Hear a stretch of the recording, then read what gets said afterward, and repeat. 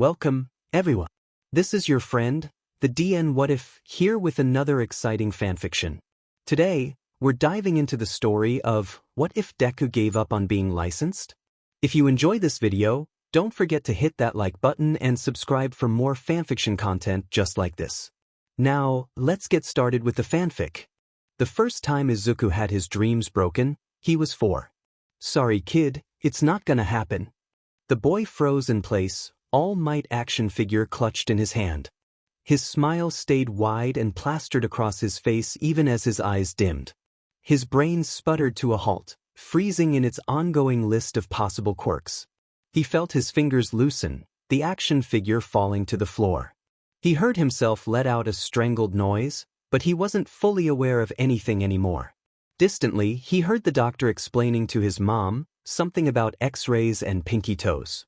The same voice that had just crushed his dreams with one sentence. Sorry kid, it's not gonna happen. Not gonna happen. Not gonna happen.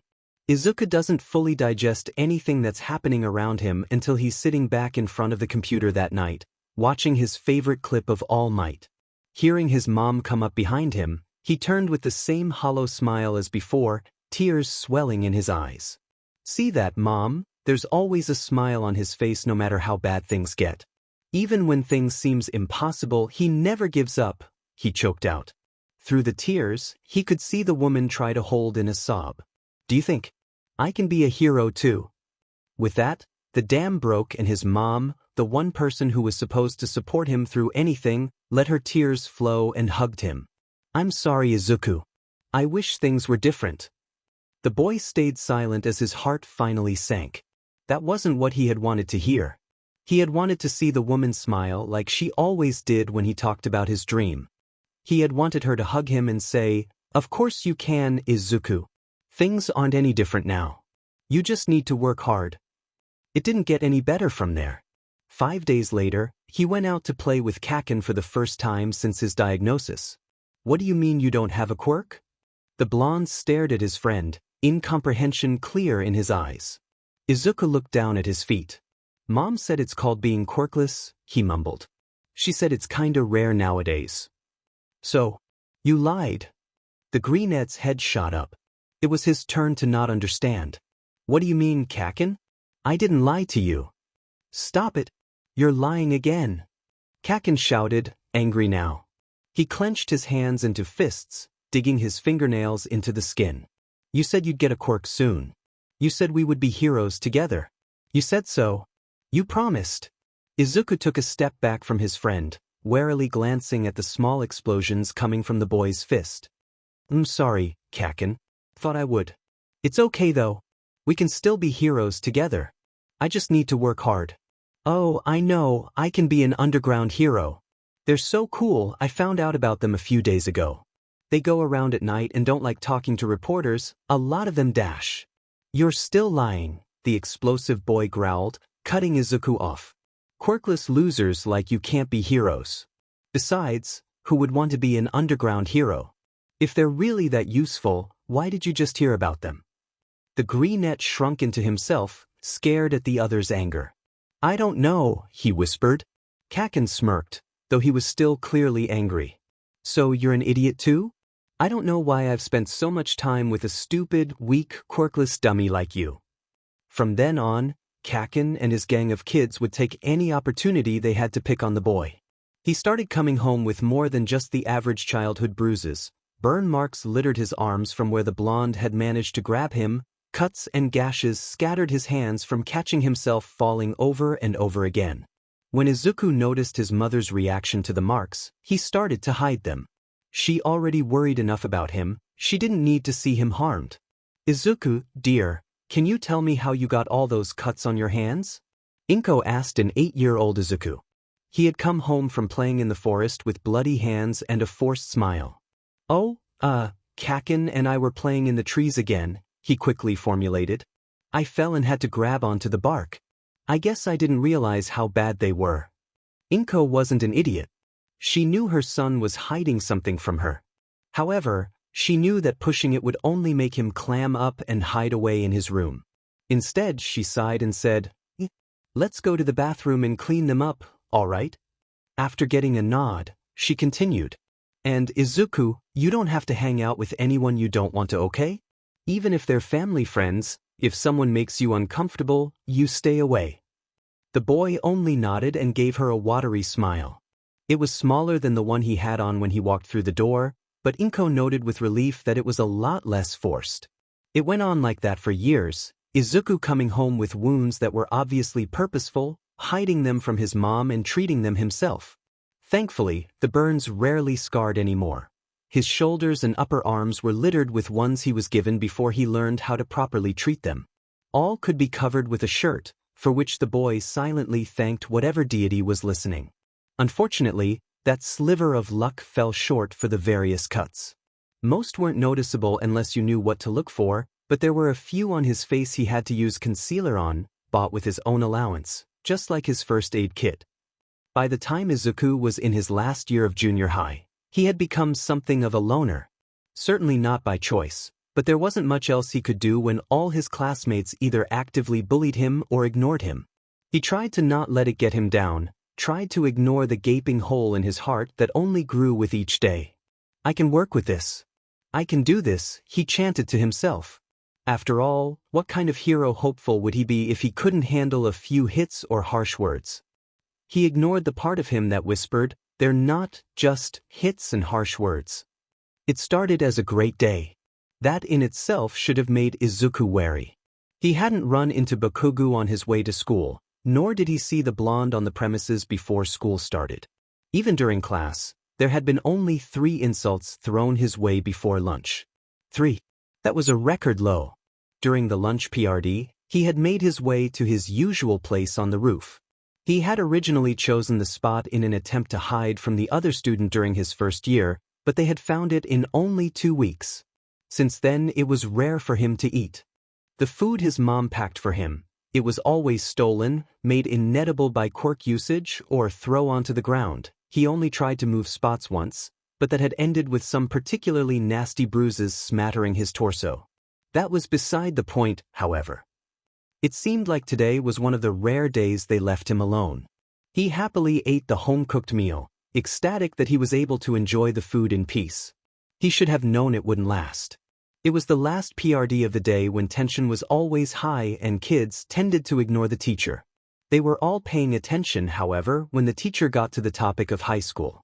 The teacher spoke harshly. So, as third-year students, it's time to think about your futures and what you want to do with your lives. I could pass out your career aptitude test, but, he trailed off, throwing the pieces of paper tests, Izuku assumed, into the air. Why bother? We all know you all want to go into the hero course. The class cheered, all activating their quirks to some capacity. The boy next to Izuku grinned and flexed his muscles, an enhancement quirk, the greenette noted when they first met, while someone behind him brought a fireball into existence. Izuku sunk low into his seat, raising his hand meekly. He wasn't really sure what he was going to ask, but his first instinct was to get out of the classroom when everyone was showing off. You all have some very impressive quirks, but no power usage allowed in school. Get a hold of yourselves, the teacher lightly scolded. Izuku couldn't help but flinch slightly at that. Now that's an important rule to follow? Hey, teach, don't lump me in with these bunch of losers, came a voice near the front of the class. I'm the real deal, but these guys will be lucky to be sidekicks to some busted D-lister, the boy who spoke scoffed. The class was sent into an uproar. Someone shouted, "You think you're better than us, Katsuki?" The teacher looked down at the papers still in his hand. You've got an impressive test result. Maybe you will get into UA High. That sent the class talking yet again. He's gonna try for the national school? That school has a 0.2% acceptance rate. It's impossible to get into. Bakugo glared around the room. That's exactly why it's the only place worthy of me. I ace all the mock tests, I'm the only one at this school who stands a chance of getting in. I'll end up more popular than All Might himself and be the richest hero of all time. Then people all across the world will know who I am, and it all starts with UA High. Oh yeah, Midoriya, don't you want to go to UA too? The teacher asked, completely ignoring the blonde's tirade. Izuku sunk lower into his seat, covering his head with one hand. Silence filled the room before everyone started laughing. Midoriya, you're kidding, right? Isn't there, like, a rule against quirkless applicants? Izuku scrunched his eyes shut. He muttered under his breath, I was hoping they'd make an exception. An explosion right next to his ear caused him to jump so high he fell off his chair. He whimpered, looking up at the cause with wide eyes. Listen up, Death. You're even worse than these demon rejects, you quirkless wannabe. You really think they'll let someone like you in when they can have me? Worthless losers like you aren't even allowed to try out. Huh. No way, you got it all wrong really. Izuku scrambled to assure his childhood friend, I'm not trying to compete against you. You gotta believe me. He looked down at his lap, still sitting on the floor. It's just that. I wanted to be a hero since I was little. I may not have a quirk but can still try my hardest, can't I? He finished quietly. You'll never be able to hang with the best of the best, you'd die in the exams. Defenseless Izuku, Bakugo mocked. This school's already crappy. Even if they did allow you to participate, you really want to embarrass it more by failing so hard. Alright, you boys finish this somewhere else, okay? You all need to get home, the teacher cut in. Bakugo gave Izuku one last look over before scoffing and turning on his heel. Izuku waited for all the kids to leave before even thinking of packing up. As the last student left, Izuku picked himself off the ground and looked at the notebook sitting open on his desk. Hero Analysis for the Future, Volume The Greenette had started writing them as soon as he learned about the rule against quirkless applicants. After all, they couldn't decline him if he was good enough, even if he didn't have a quirk. Right? Before he could start another round of self-doubt, the book was ripped from his hands. Izuku yelped, stumbling back. He could have sworn everyone had gone home. I don't know what you think you're doing, Deku, but we're not done, Bakugo growled at the quirkless boy. What you got? His diary. One of the two boys behind the blonde asked. Huh. Don't tell me you're taking notes on how to be a hero. Another said, shocked. That's so pathetic. He's delusional. Real funny guys. Just give it back, Izuku said. He didn't want to deal with them after what happened in class. Bakugo looked at him before raises a hand, explosions crackling in his palm. It made contact with the notebook, singeing its cover and making the corners curl in. Izuku looked on in horror as the boy lets him see the damage, before promptly tossing the book out the window. Izuku let out a strangled cry, seeing the book fly out the opening and down. He quietly prayed it didn't land in the koi pond beneath the window. A hand landed on his shoulder, making him jump. He bit down another cry as he felt his shoulder heat up and begin to burn. Here's a word of advice, nerd. Don't even think of applying to UA or else. Inside, Izuku was panicking. He could feel his heart hammering in his chest, see those scarlet eyes burning into him almost as much as the hand. He wanted to apply, but his shoulder was burning and he didn't want to hide another injury from his mother. Shakily, he nodded his head. That's just sad. I thought you would have at least some fight in you. He finally gets it. He'll never be a hero. Better fine now than later, I guess. Bakugo finally let go of his shoulder, but his eyes were still harsh and uncaring. You know, if you really want to be a hero that badly, there's actually another way, he said casually. Izuku felt a flutter of hope in his chest before it was killed as quickly as it came. Just pray that you'll be born with a quirk in your next life, and take a swan dive off the roof of the building. Idiot. If I really jumped, that would mean you instigated a suicide. Think before you speak, Izuku mumbled to himself as he walked. He stopped just below the open window, sighing as he realized his notebook had, in fact, dropped into the pond. He reached in, shooing away the koi that were nibbling on the paper. That's not fish food, stupid. That's my notebook. As soon as he got the book, he started his journey back home. It was later than he would have liked. The confrontation with Bakugo took longer than he thought.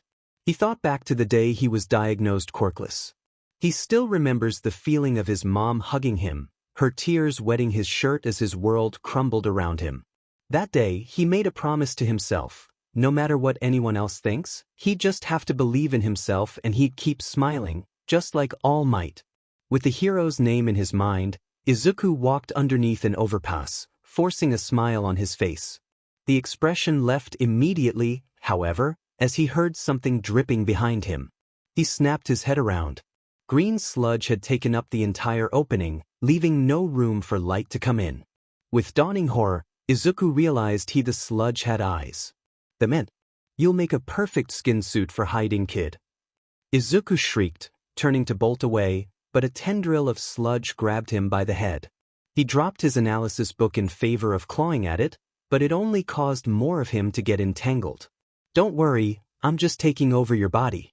It'll be easier for both of us if you don't fight back. It will only hurt for a minute.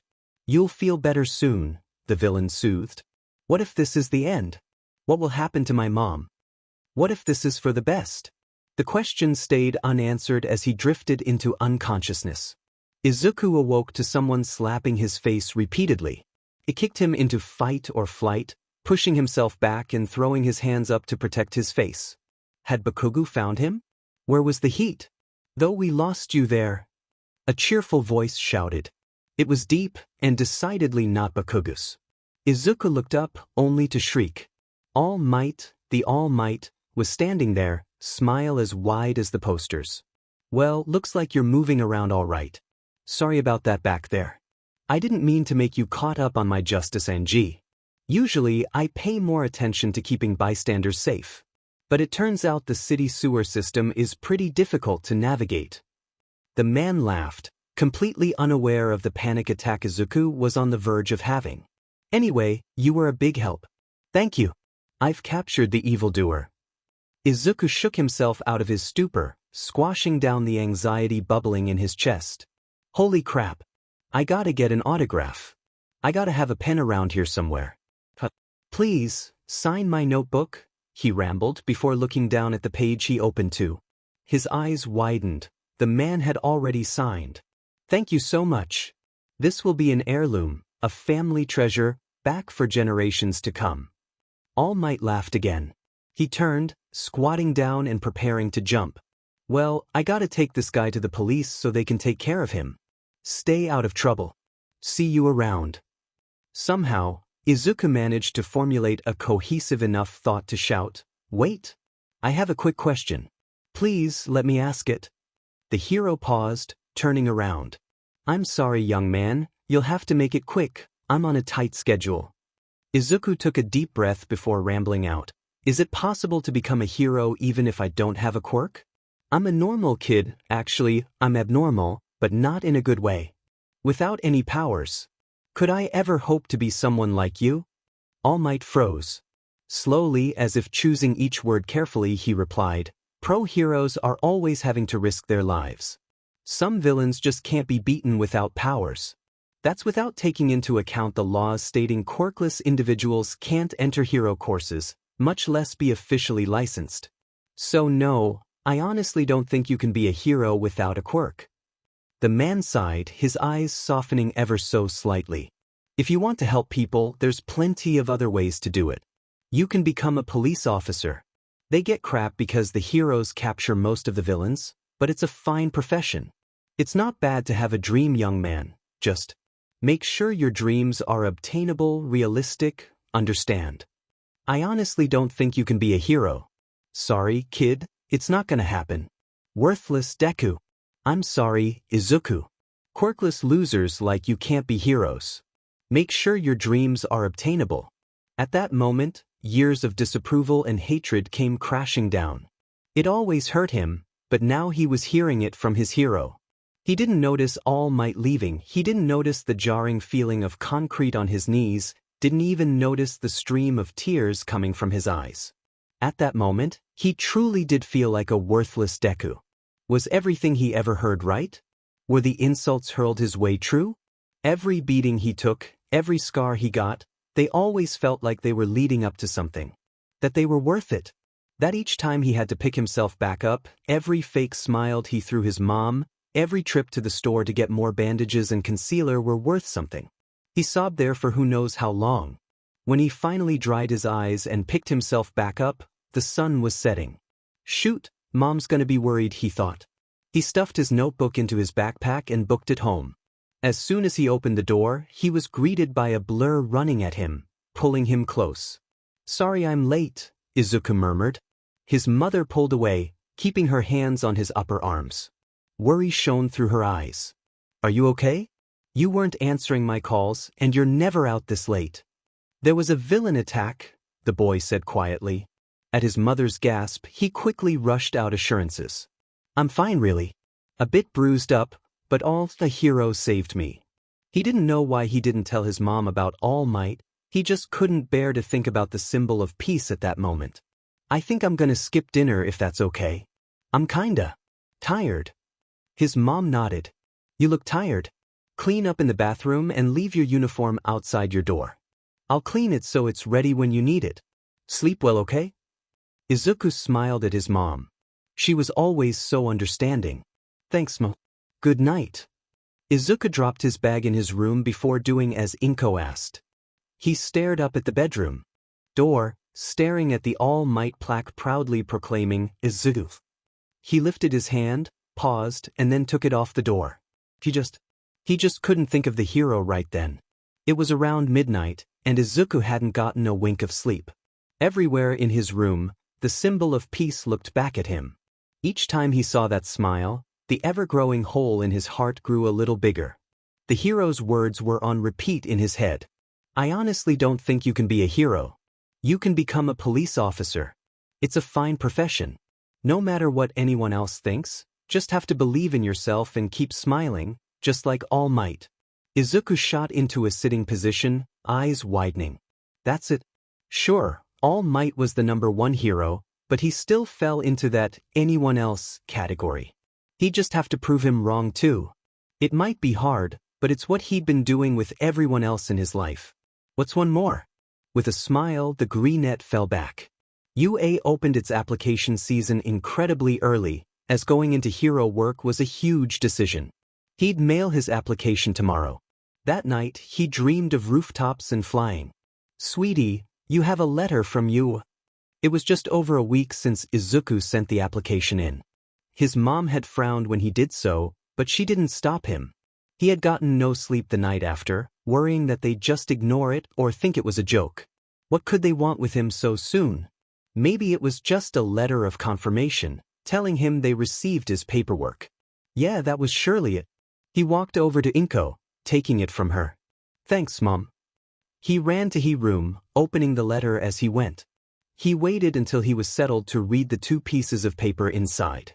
As he sat on his bed, he realized with confusion and growing dread that, "Dear Izuku Midoriya, we regret to inform you that your application has been denied. As stated in the Hero Education Laws, Section 102A, no quirkless individual shall be allowed, for their own safety and the safety of those around them, to participate in any Japanese hero school course. However, there are other courses available in which you would be permitted to attend. Based on your high scores in every subject, the best recommendations are the business course or support course. We apologize for any confusion that lead to this misunderstanding and wish you well in any future endeavors. Imiko Ogawa, National Board of Hero Education." Izuku felt numb. He thought that maybe, just maybe, he could be the first quirkless hero. That maybe the world wasn't as against him as it seemed. But the letter denied him of that little bit of hope. No matter how many times he read it, the words stayed the same. The last time Izuku's hero dream was crushed, he was 14. He was fine. Everything was fine. There were always other courses, he could still go to his dream school. It was fine. That was a DMN lie. Izuku was tired. Tired of the roller coaster of emotions, tired of being beaten down, tired of getting back up each time. Each time he thought things, for once in his godforsaken life, were going his way, they were ripped away from him like it was some silly game. His mom made yakitori that night. He was glad it wasn't one of his favorites. It would have felt like another punch in the gut. Like some higher being mocking him, "The only thing going right for you is food." How sad is that? Inko seemed to sense his mood, know what the letter was without seeing it. She gave him a sad look. "You could always go for the support course. I know how much you love analyzing, they'll probably have classes for that." Izuku cleared his throat, which had felt plugged since he left his room. "I don't know. I still want to go to UA, but I think I'm going to go for the general education department. If I went into support, I'd work with heroes and, I don't know, it would just rub it in my face. The only words spoken between them after that were quick exchanges of good night, before he went to bed early. Despite going into his room, he couldn't make himself sit on his bed. Instead, he paced around the room, trying to alleviate the discomfort he felt. He changed his room up quite a bit in the last week. He took down most of his All Might merchandise, swapping it in with various other heroes' action figures and posters. He didn't hate the man, far from it. He still idolized him, even if his own interactions were unpleasant. It was simply that he couldn't take the smile. The grin that used to say you can do it, plus ultra, was now a harsh reminder of everything he wasn't and everything he'd never be. Stupid, stupid Izuku. Did you really think he'd tell you any different? Kaken's right, you're nothing but some quirkless wannabe. You should have taken the hint when your best friend turned against you. Like the teachers say, he's smart. A lot smarter than you.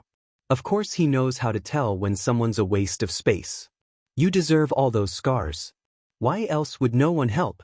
Hell, you know you deserve them, that's why you never told Mom. Don't insult All Might's intelligence by thinking he wouldn't be able to see something so obvious. Shut up. The words came out as little more than a whisper as Izuku grasped at his hair, tugging. The voice was right, of course. He was weak. He couldn't even handle something that only existed in his mind. How the hell had he expected to be a hero? He faintly heard his mother go to bed, realizing he had been lost in his thoughts for hours. He checked the clock, a simple, run-of-the-mill one that replaced the symbol of peace. 12. He sighed, knowing he wouldn't be able to go to sleep. Instead, he elected to check on his supplies. He had noticed some things running low the day beforehand when he had to patch up yet another burn. As he suspected, he had begun to run low on antiseptic, and it wouldn't hurt to get some more concealer. He thought about getting more in the morning seeing as it would be Sunday, but in the end, decided against it. It would just be on his mind for the next few hours if he did that. If he went now, there were bound to be stores open. He knew for a fact one place he visits is open 24. He hesitated. His mom had just gone to bed, so he couldn't leave his room without her hearing him in the hallway. If he went through the window, however, he opened it looking down. The apartment was on the 4th floor, meaning he'd have to not only climb down but also climb back up. He knew he wasn't too strong, but he could do that with help from the outcroppings below. Pushed away again to grab the closest hoodie, a dark Viridian pullover, and pulled it on. Grabbing some money, he quickly calculated how much he'd need to bring and stuffed the amount in his pocket, grimacing. It was about half of his saved money gone. He'd need to be careful not to waste materials so he wouldn't have to ask his mom for more money. Opening the window wider, Izuku twisted so he was sitting on the windowsill. In the dim light, he could just make out an overhang only a few inches below his feet. Carefully, he slid down until his feet touched solid ground. He let go cautiously, testing his weight on the thin ledge. He repeated similar steps until he was on the street level. His heart beat fast, mind racing through scenarios of his mom finding out, but it strangely felt nice. Different from the fear that caused his heart to play a rapid rhythm in his chest around Kaken. It made him feel strong, like he could dictate his life for the first time. Moving forward, he felt oddly comfortable in the dark. No one was out to get him. Sure, he was on edge, he would be a fool not to be walking alone at night in Mizudafu of all places, but he was used to that. This was a different on edge, like how his nervousness was a different nervousness than at school, that made him feel normal. Anyone who came after him right now was after him because he was a random pick, not because he was Izuku Midoriya, the quirkless nobody at school who was stupid enough to want to be somebody. With that in mind, found himself at the corner store. He walked in, jumping slightly at the bell that announced his presence, and quickly grabbed what he needed, having memorized the layout years ago. The cashier who checked him out wasn't anyone he recognized. That was good. Back when he first started buying his own supplies, he had been stupid enough to go to the same place multiple times in a row. The cashier who checked him out each time had looked at him pityingly and asked if everything was all right at home. Since then, Izuku was careful to have multiple stores in mind. His mom didn't need anyone thinking she was hurting him.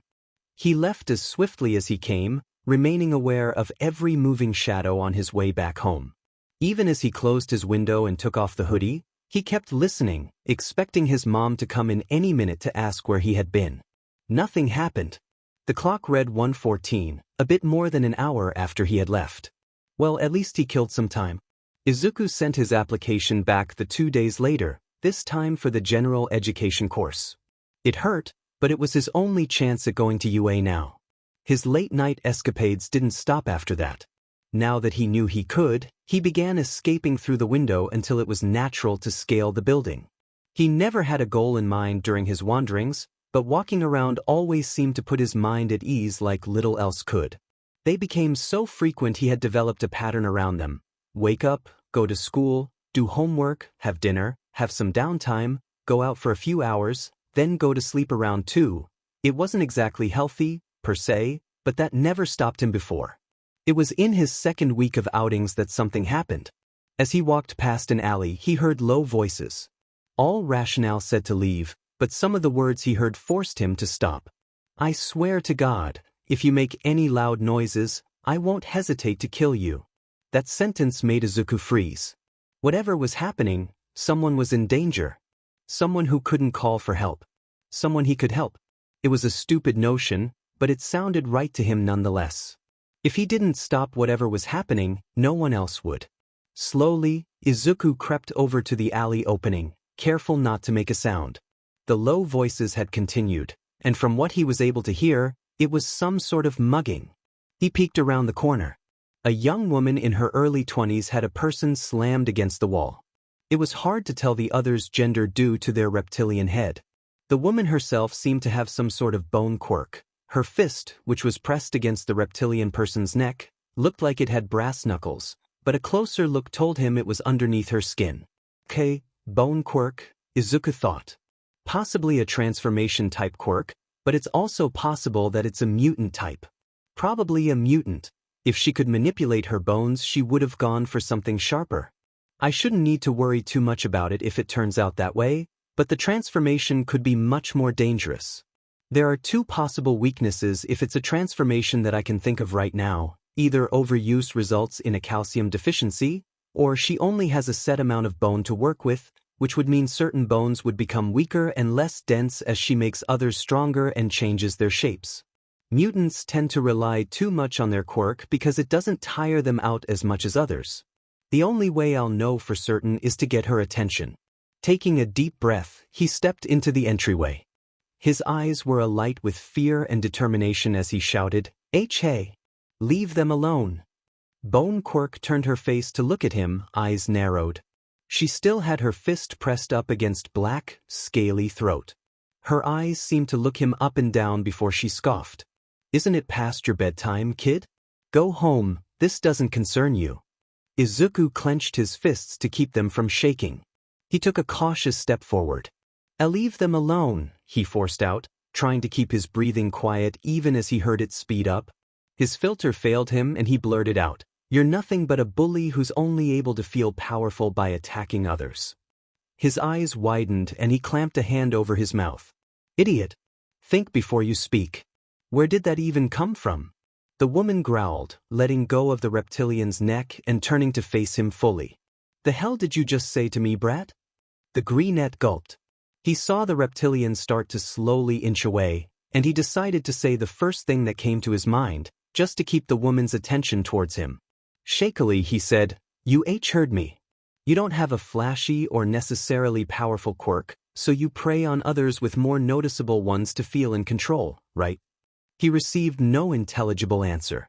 Instead, she just snarled and ran towards him, fist raised. Yelping, he ducked underneath her first attack with a reaction time built up from years of abuse. Turning quickly, he saw that she had stumbled, having put all her weight into a hit she was sure would connect. Before she had time to rebalance herself, Izuku ran forwards and body-slammed her back, toppling them both over.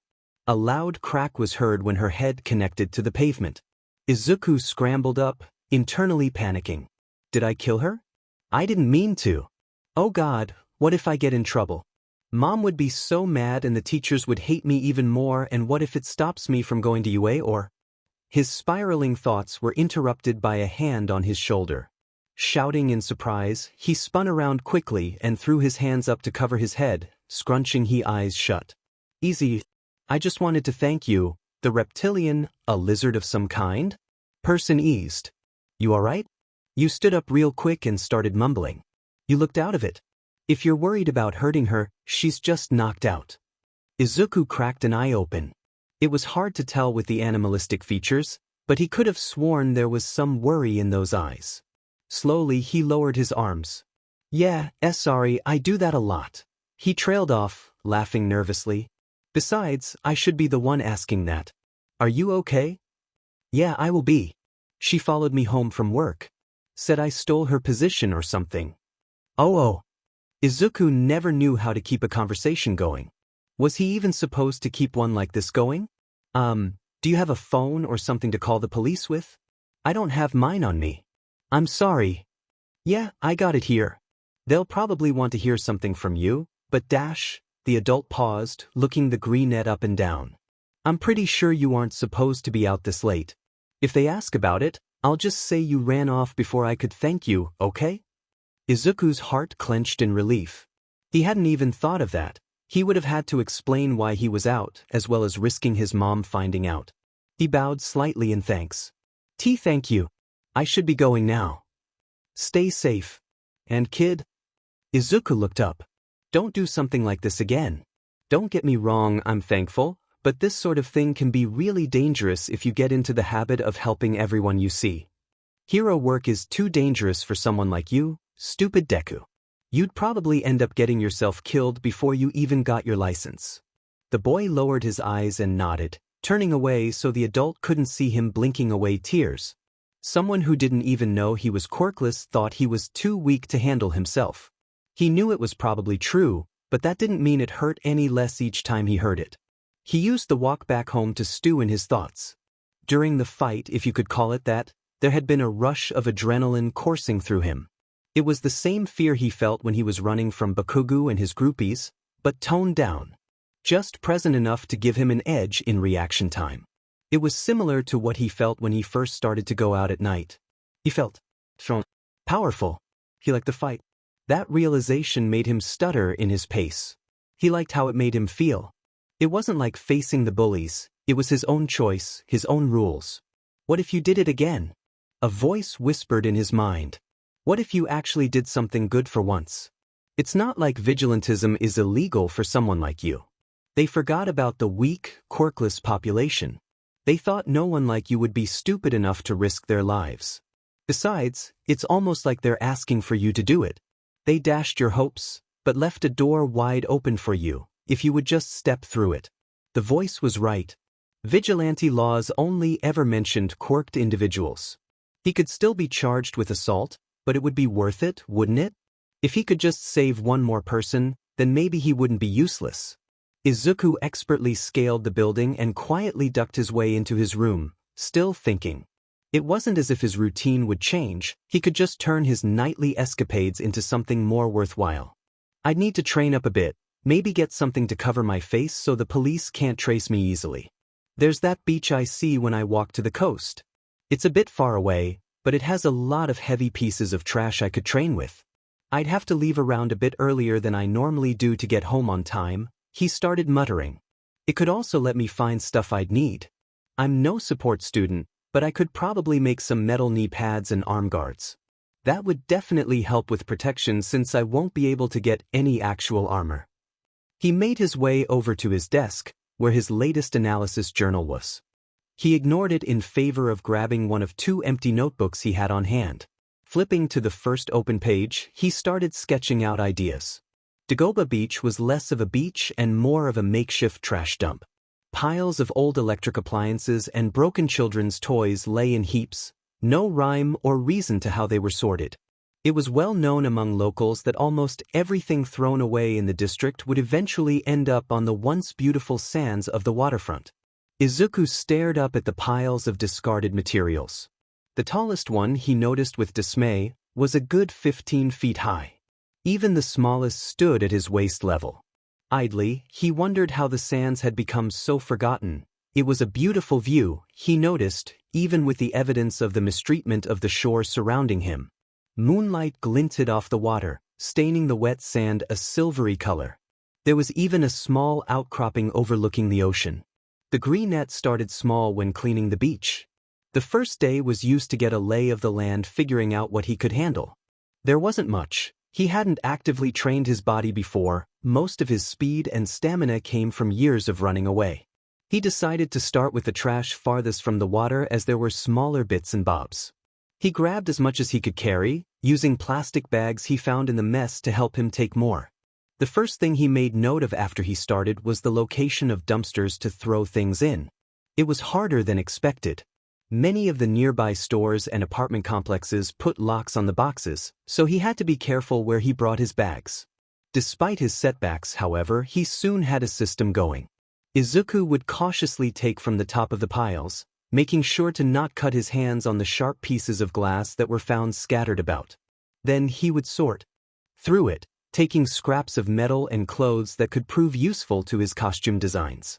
All the trash would go into the plastic bags, while his findings would be placed on one of the few open patches of sand. What started as just plastic bags laden with trash soon turned into the chunks of metal that might have been microwaves or ovens at one point. For the larger ones that he couldn't hold in his hands, he would tie a piece of rope around and pull them towards their destination. It was a tiring process. He had to make sure he didn't take on anything that could hurt him and set back his process. There was also the exhausting time spent sorting through the smaller pieces of metal, deciding whether or not he should keep them as materials. There were plenty of mishaps as well. Once, in the beginning, and before he started bringing a flashlight, he almost skewered himself on a sharp pipe he almost hadn't noticed. Thankfully, he caught it last minute. Then there were all the times that, despite his caution, he scraped his hands on various sharp scraps. He had to disinfect the wounds as soon as he got home, worried that they'd become infected and his progress would need to be restarted. By the end of the first month, he deemed himself ready to start putting more of his plan into action. There are 9 months left until the entrance exams for general education. I should probably start patrolling before then, or else I'll have to worry about getting used to it on top of high school, Izuku planned in his head. Maybe I should start within the month? I have all the plans for a disguise drawn out, and it'll take me around a week to actually make the first product. I could use the first month or so to make changes and learn on the job. That's something else I'd have to get used to as well, the rooftops. I'm pretty good at getting up, but I'll need to teach myself to use them for faster travel. With that plan in mind, he got to work. Izuku had easily convinced his mom to take him clothes shopping thanks to the fact he had just hit a growth spurt, not that he was tall by any standards. Along with the various hero merchandise shirts he loved to get, he bought some clothes that fit into his design. When Inko asked about the uncharacteristic purchases, he quickly made up a lie and told he had wanted to test out different fashion, since high school would be a fresh start. Then there were the items he needed to purchase on his own, without his mom seeing. Each night on his way back home from Dagoba Beach, he would walk into a store, a different one each time, and picked out 1 or 2 things from a mental list. He was wary of purchasing too much at a time, as he was paranoid it would somehow be traced back to him. The hardest part of putting the plan together was the homemade equipment. He had managed to find various tools at the beach, which he assumed had been meant for the trash themselves. Despite a bit of rust, however, he found them extremely helpful in furthering his goals. He collected sewing needles, thread, pliers, and various other instruments. 8 days after his decision to start on his vigilante costume, he had his first completed prototype. Despite what some people seemed to believe, Inko Midoriya wasn't an idiot. Far from it, in fact. She knew her son's school life wasn't going as well as he claimed it to be. She tried to get him to open up, but each time the subject came up, he merely laughed it off or changed the subject. It scared her if she was honest with herself. Each fake smile Izuku shot her, each slight jump when she called him ingrained in her memory.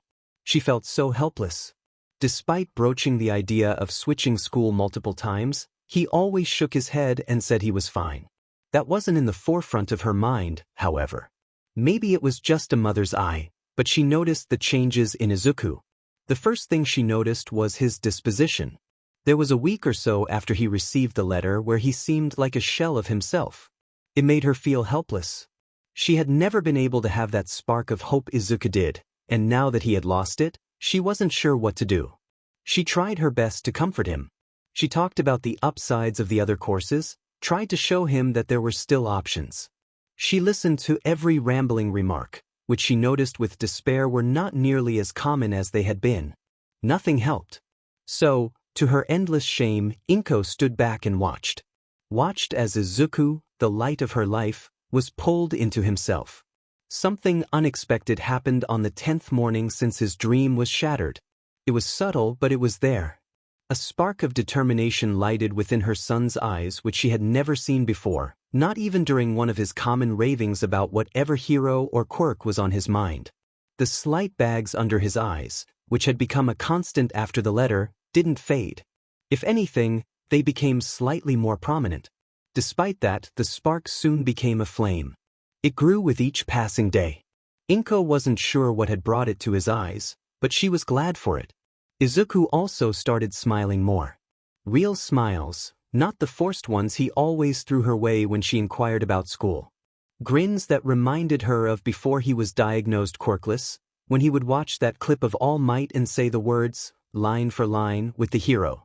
He would ramble on about his favorite topics again, and she would latch on to every word. Each statement he made, I think they really have potential.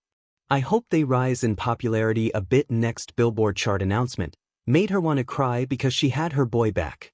Another thing was his physical shape. She couldn't help but notice his arms seemed to become a bit stronger each time she hugged him. It was able to be seen when he wore short-sleeved shirts as well. He had bulked up considerably over the course of a month. Nothing over the top, but it was unmistakable. One day, she had decided the kitchen needed a deep clean and had put various objects she had no use for away to be thrown out. She had asked him for help moving boxes.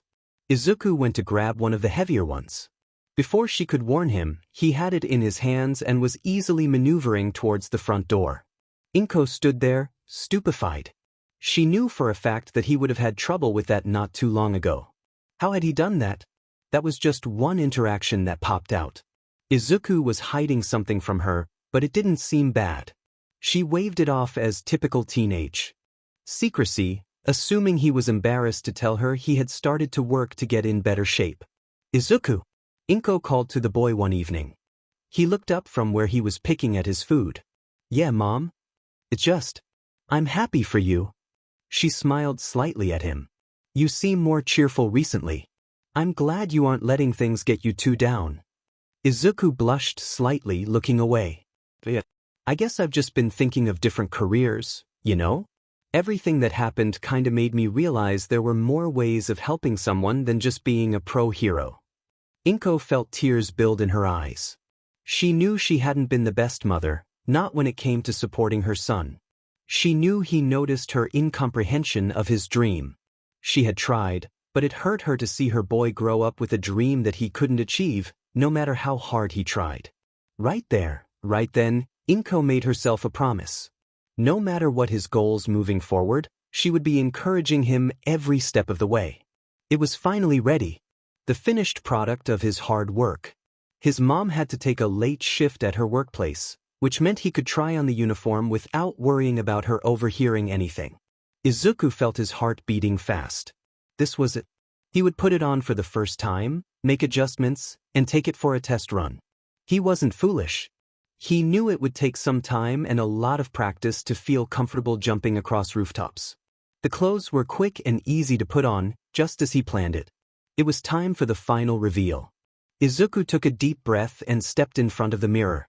Dark gray cargo pants covered his legs. They had 2 large pockets on each leg, placed on the hips and on the sides of his thighs, for extra storage. Metal plating held on by straps that went around his legs protected just above and below his knees. This allowed him free motion of the joint while still protecting the limbs. A simple black belt went around his waist. He had on his favorite pair of vivid red high tops. On top, Izuku had on a black shirt underneath a dark teal sweater. Large, bright red markings, the same shade as his sneakers, reached from his armpits, over his shoulders, and ended at his shoulder blades. The color was also seen on the back of his elbows and down his side. Underneath the hoodie, he had strapped metal guards to his forearms, similar to the ones on his legs. Gray gloves, darker than his pants, covered his hands and wrists. More metal was sewn into them, on the backs of his hands and his knuckles. His face was next. It was the most difficult part of the design to work on, as he needed his sight unimpaired while still covering his identity. In the end, he had chosen a simple, ebony-colored face mask that reached around his head, obscuring his anything below his nose. He had used some concealer to hide away the freckles still visible, as they were an uncommon trait in the area. However, he decided to keep the minor scars on his face uncovered. They weren't incredibly noticeable. The largest one was but a thin line from his hairline to the inside of his left eyebrow, but they did make for a better chance at staying unrecognized.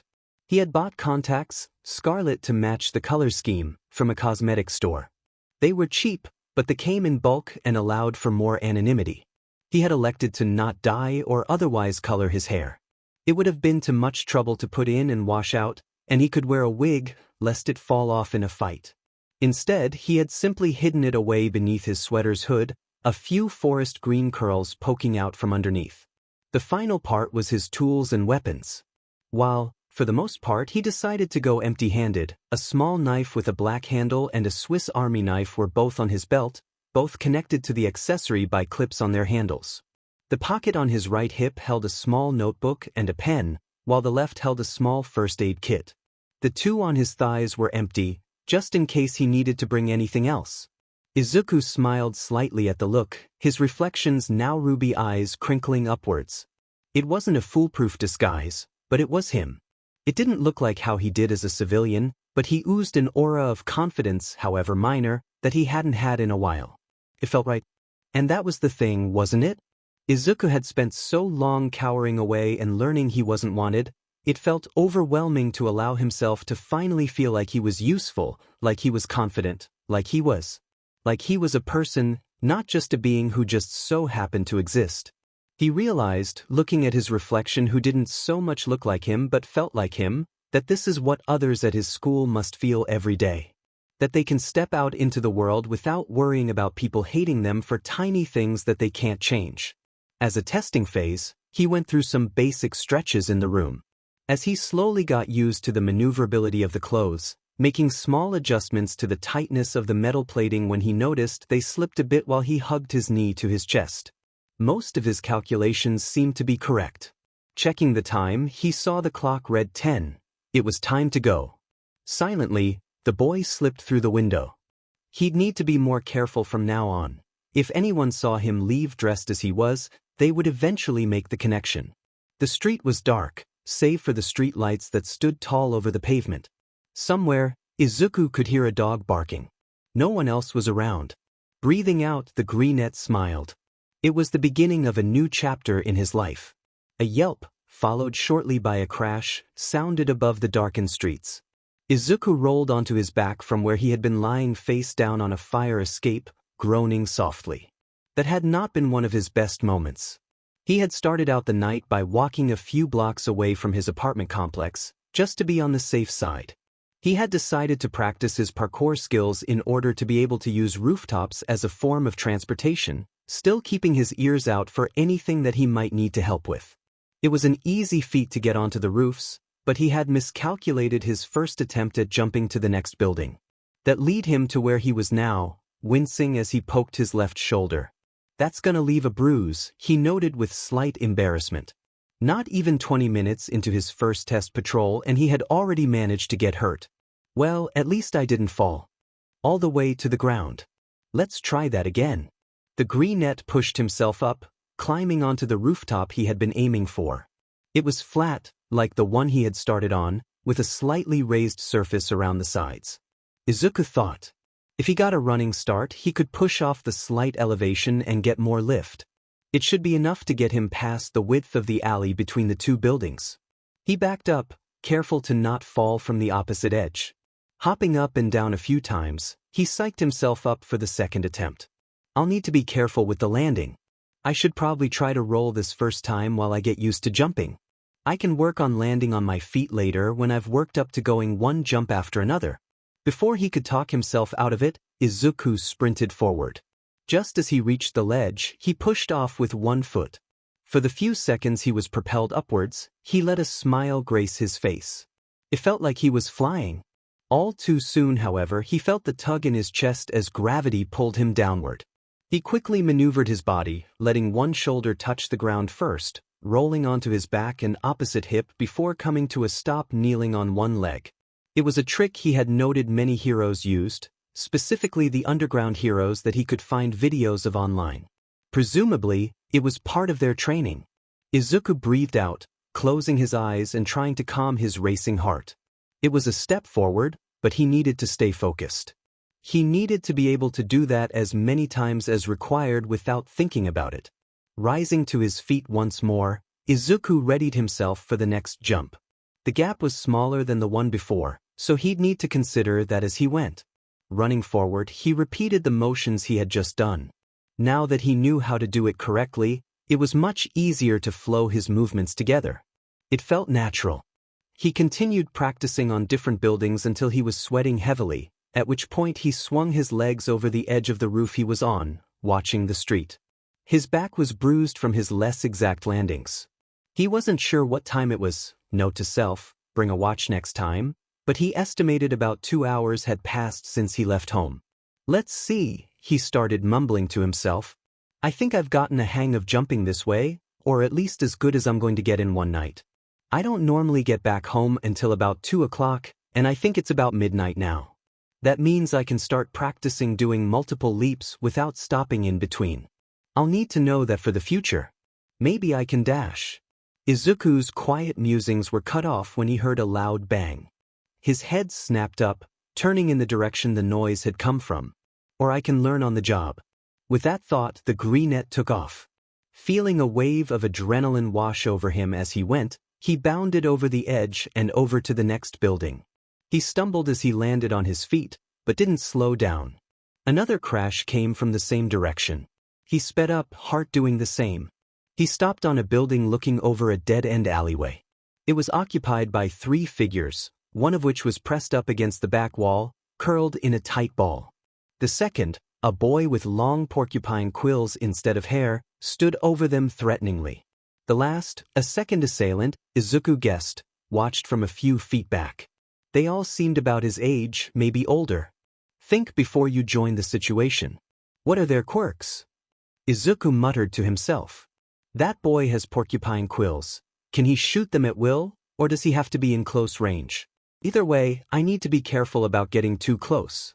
I think I read something about them being barbed, which would make them harder to pull out. The other one doesn't have a mutation, so it's either an emitter or transformation quirk. I'll need to get him to use it to analyze it at all. The one standing over the first said something the greenette couldn't hear. The person curled in on herself, a girl, snapped her head up and shook it vehemently. The boy who had spoken first didn't like the answer and slapped her across the cheek. That was enough for Izuku to climb down quietly, hoping to sneak up. That wasn't what happened, however. His eyes had connected with the girl's, the latter's widening slightly. The partner in crime picked up on it, looked toward the entryway where the vigilante had landed. He called over to his friend, "Hey Michi, we've got company." Porcupine turned, eyes narrowing when they landed on Izuku. You didn't see anything, got it? Remember Izuku, distract them. Do what you did last time. Let yourself say the first thing that comes to mind. That threw that woman off. Aloud, the boy replied, "Sorry, but I don't think I can do that." "Oh yeah? Taishiro, you deal with him while I finish up my little chat over here." The second boy, Taishiro, nodded. Looking Izuku up and down, he grinned. "Tell you what, short stack. If you're out of here in 5 seconds, I won't go after you. How does that sound?" Izuku pretended to think it over. "I don't think I like that idea." His opponent growled before raising one hand, open and facing the greenette. The other one was holding the forearm of the extended limb like a brace. Izuku ready to jump out of the way, but before he could, a blinding light shot out of the palm. He instinctively scrunched his eyes shut. While he was still unaware, a fist uppercut hit him in the gut. Keeling over in sudden pain, Izuku's eyes shot open once more and he brought a hand to where he had been hit. He didn't have time to recover before another punch connected with his chin. He staggered, still somehow managing to remain standing. Before another attack could meet, he charged forward and punched Taishiro in the throat. The boy stumbled backward. A choking noise came from him and he started coughing uncontrollably. Using the distraction, Izuku got close again and jammed his elbow into the older teen's nose. A small crack was heard, and the light conjurer howled in pain. He brought a hand up to his face, swinging blindly with the other. Izuku jumped back to avoid being hit. "You bastard! You broke my DMN nose," Taishiro shouted. "How the hell am I gonna explain this to my parents?" "Same way you can explain what you were doing here to the police," Izuku quipped. "I'm pretty sure attacking someone unprovoked in an alley is kinda illegal, even if you are a minor." With that, he ducked under the boy's arms and threw his whole weight into a tackle. They fell to the ground, Izuku on Taishiro's chest. With one last punch to the head, the bully was knocked out. The greenette stood up and looked over to where Porcupineichi was standing, still looming over the girl. He turned when he heard footsteps approaching.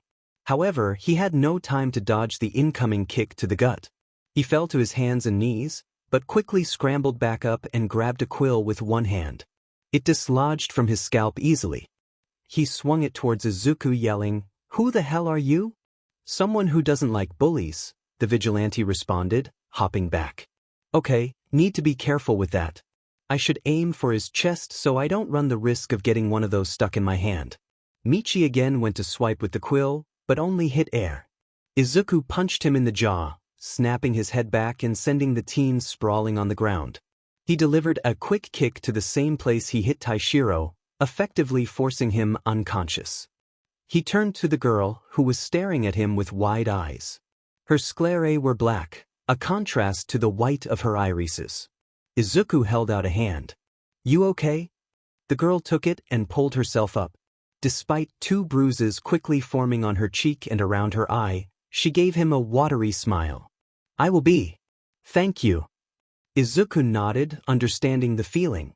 "That's good. Do you have a phone to call the police?" "No, but I live right over there." She pointed to the other side of the road. "I'll call them when I get inside." "Sounds like a plan. I should get going as well." Not even waiting for a reply, the greenette skillfully climbed back to the roof. As soon as he was out of sight, he fell to a sitting position and let out a breath.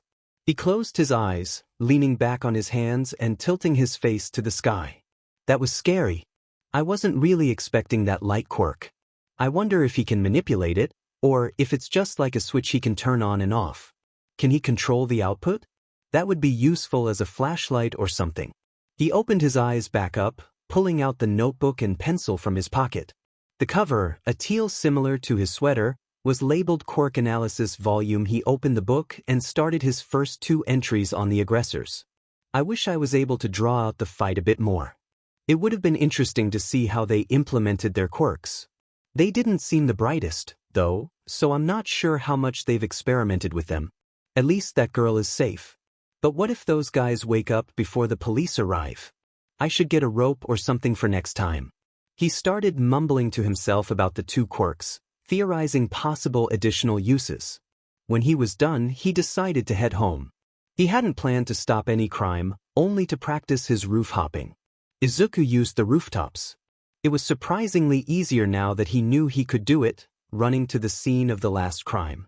He found his way back home and opened the window, sliding through. Taking off the uniform was as easy as putting it on, and soon he was in bed. He was asleep before his head hit the pillow. Izuku trudged to school, sore from the prior night's events. He had ended up with a bruised stomach, shoulder, back, and cheek, the last of which he covered with concealer. The rest of the blemishes were covered by his clothes. It was nerve-wracking, walking around after what he had done. He felt like everyone was staring. What if the police asked the girl about him? What if they found out it made him stop before he had fully started? There were so many ways everything could blow up in his face despite all the planning he took to hide his identity. When he got to the classroom, mind still laden with worries, he quietly sat at his desk and laid his arms and chin on the top of the piece of furniture. He stared straight ahead, forcing his mind to focus on what was happening as he waited for the school day to commence. "Oi, Deku the F, are you looking at?" The boy in question jumped. Realizing he had been staring off into space, he zoned back in and noticed where he was looking. "Oh, the Kaken. I'm sorry," he stuttered out, not entirely sure what he was apologizing for. I didn't mean to." The angry blonde stared at him a few seconds before scoffing. "Whatever. Just stop watching me, demon stalker." Izuku quickly looked away and hunched into himself slightly, not wanting to set him off. He didn't need more bruises, or worse, an explosion wound he would have to treat, to add to what he gained the night before. The day was unnervingly normal. Taunts were directed at him. The teachers looked the other way whenever someone antagonized him. He had his lunch destroyed. An average day in the life of Izuku Midoriya. Despite that, the Greenette remained on higher alert than normal. For what? He wasn't sure. For someone to call him out? He knew that wasn't likely. The part of Mizudafu they lived wasn't the best place, and night attacks on unsuspecting victims were the norm. No one would be talking about it. It didn't stop the voice in his head, always whispering his insecurities, from saying, "They'll all find out eventually." What then? Izuku realized he didn't have an answer to that. Tsukachi glared at the report that had been filed with the police department that morning. A girl had been attacked by two peers near midnight, only to be saved by a stranger in a hoodie.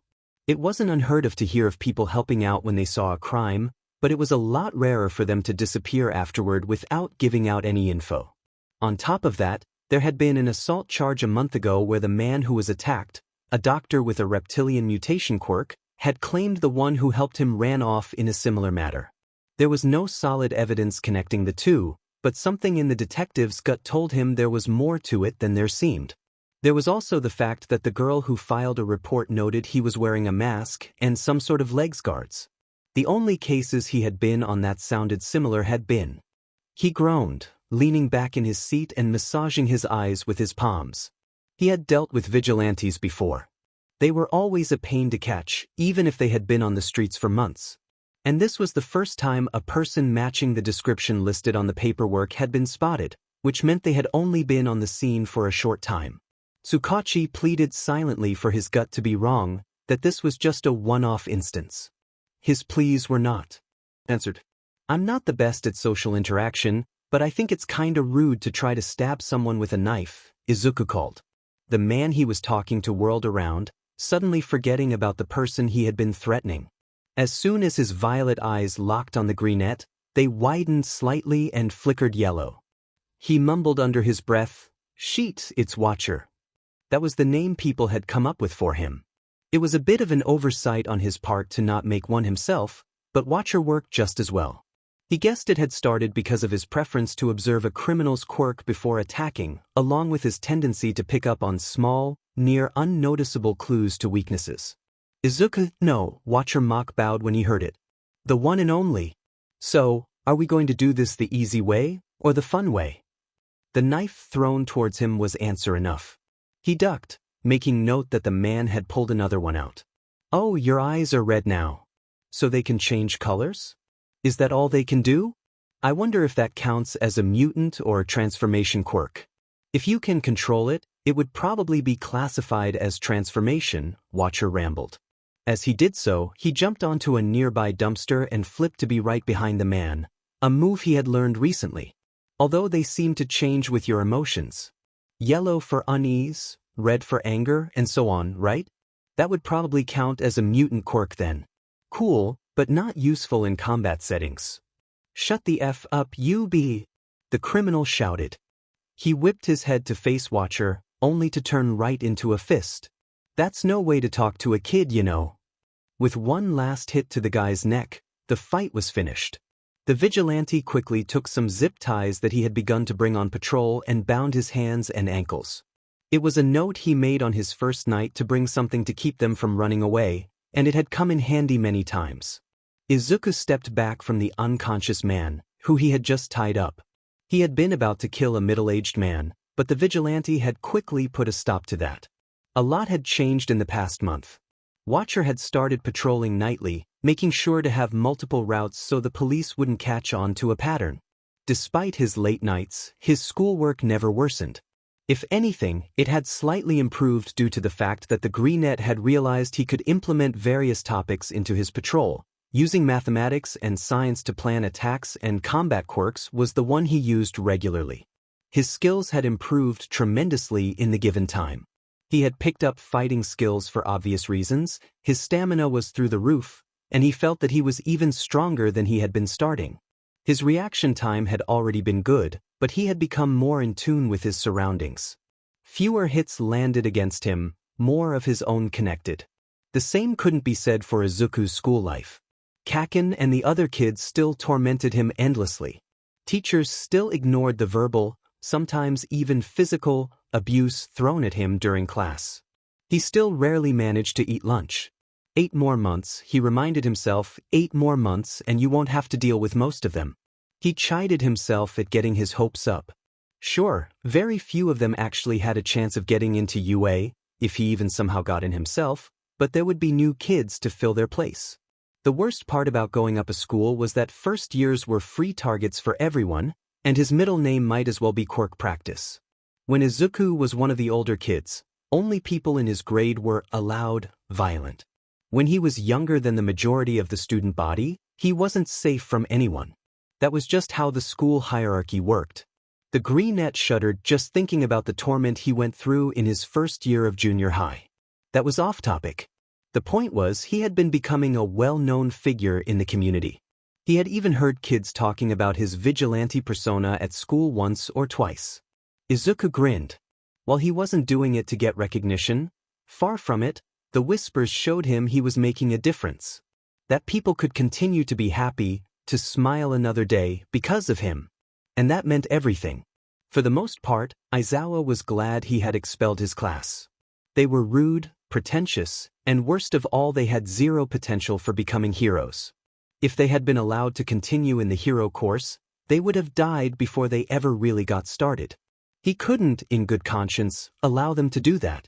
Not after what happened in his second year as a student at UA. Right now, however, he wished he had students. At least then he wouldn't have to deal with a case like this. Tsukachi had called him in to talk about a problem the police had been having for the past month. The detective hadn't specified what type of problem, but Aizawa could guess based on his resigned voice. A DMN vigilante. It wasn't his first time working on one, which he guessed is why Tsukachi called him in. He didn't know what to expect besides that. It wasn't a part of Muzutafu he worked in, and whoever the vigilante was had managed to keep a low radar when it came to major news outlets. Which is why he found himself in a police station he had never been in, scanning the crowd of officers for who had called him. When he spotted the man, he made his way through the crowd, ignoring the confused stares he received from some of the police. Eraserhead, Tsukachi greeted, smiling slightly. "Thank you for coming on such short notice." Aizawa nodded in reply. "What's this case you wanted me on?" The detective dropped his smile, seemingly aging 5 years in a span of a second. "Come with me, I'll show you what we have on him." They moved into an office at the back of the station, Tsukachi walking over to the desk in the middle. He picked up a thin file from the top and handed it to Aizawa. "This is all we have. Most of it is just eyewitness statements, as well as a few officers' incident reports from when they've met him. No solid leads as of yet." The underground hero opened the manila folder. The first thing he saw was an eyewitness black and white sketch drawn from the elbow up. The vigilante had a dark sweater with lighter highlights on his. Tsukachi had been using masculine pronouns, shoulders. Dark hair poked out from under the hood. There was a face mask hiding the lower portion of his face. The next couple of papers were still images from security cameras. One showed the vigilante facing away from the camera, hand outstretched towards a girl who had been huddled at the back of the alley they were in. The other was a storefront. At the top of the photo, a figure in a teal and red sweater was sitting on the edge of a second-story window. He was first sighted about a month back, which is where that first security footage still is from. Tsukachi explained, "From what we can tell, he hasn't had any official training. He's been able to take down some guys we've been looking for a while despite that. Just last night he took down Koshiro Hayashida, who's wanted for multiple accounts of murder, attempted murder, and he has possible ties to a nearby gang." Humming in acknowledgement, Aizawa continued to flip through the pages. The last one was a list of accumulated facts and theories from witnesses to the vigilante. Before reading it, he looked up and asked, "Does this vigilante have a name yet?" Everyone on the street's been calling him Watcher. Not the most original, but that's street thugs for you. He's been spotted observing a scene for minutes by the victims before starting a fight, and then he'll stay on the rooftops nearby for a while after, just staring. There's a few who claim they've seen writing in a notebook before and after the fight, but no one's gotten a good enough look at it. Analyzing, probably. No solo worker would go into a fight without knowing what they're getting into first, the erasure hero guessed. Why did you call me in? Vigilantes are annoying, but the police are usually able to handle them themselves. A few reasons, Tsukachi started. 1. You've dealt with vigilantes before, which not many heroes we have on call are able to say. 2. I know you expelled your class already this year. I'm willing to bet you're getting bored without anyone to teach or any large cases to take on. Lastly, the detective trailed off, looking at the paper in Aizawa's hand. Lastly, you're good with kids. Oh no. He looked down at the last page he had yet to read. There, written as one of the first facts, read teenager. Estimated to be in the first or second year of high school. The underground hero felt his eye twitch slightly. It was one thing to have a vigilante. It was another to not have any leads. It was a completely different headache to have a minor committing acts of vigilante justice. If he was in high school, he must have failed to gain entrance to a hero course and decided to turn to vigilantism as a plan B. Aizawa had heard of teens who had done similar things. 9 times out of 10, they were the type of people to want a hero license only because it meant they could have fewer restrictions on their quirk and picked fights with criminals for fun, not because they thought it was the right thing to do. It was unlikely this boy was any different. I'll look over this tonight, Aizawa decided. I can take these home, correct? Tsukachi nodded. We have our own copies of everything in there. I've already contacted your agency saying that you're following a case for us, and they've switched your routes with another underground hero who tends to patrol around here. Your normal hours are the same time as when Watcher is normally spotted, so you won't have to worry about that. You know my number if anything comes up. Aizawa nodded, slipping the papers back into the folder. He wasn't anywhere awake enough to look at the case in depth, and he knew he would want to sleep off the migraine that was already forming. I'll be going then. Even if I don't have students, Nizu says he likes to have me on hand if anything comes up. Thank you, Aizawa. I know you're not the biggest fan of this type of case. God knows I'm not either. With that, they parted ways. Tsukachi went to talk to a couple of officers, while Aizawa strolled out the station. It was too far from UA to walk, and so he angled himself for the nearest railway terminal. It was only after the hero was on the train that he realized the detective never said anything about a quirk. When Hizashi came home from UA, he wasn't sure what to expect.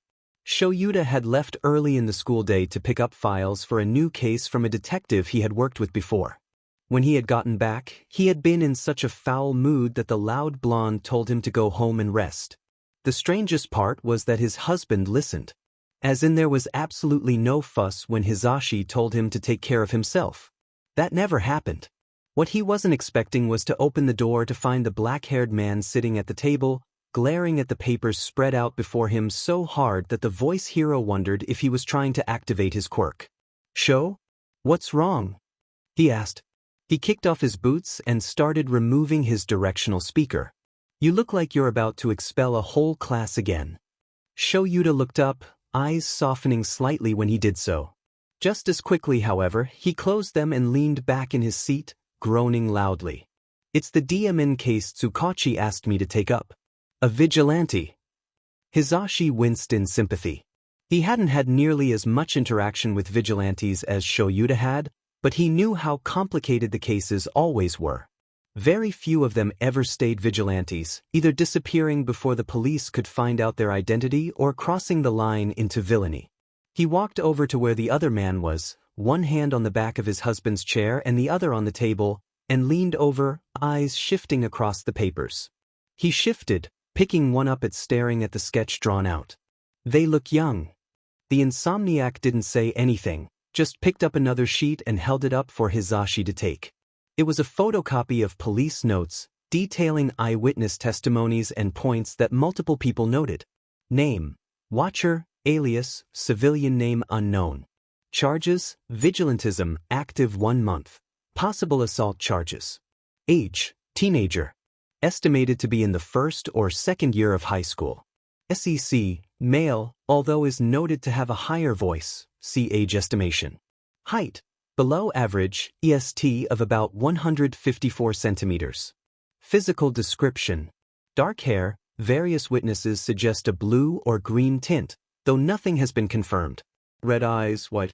Identifying scar on forehead, between eyebrows. Thin, unknown, clothes obscure frame. General description: confident, often throwing opponents off with commentary. Noted to be gentle with victims of crimes, some claim to have been provided with. Minor first aid when needed. Prefers hand-to-hand combat, but had made use of various objects found at the scene. Quirk: unknown.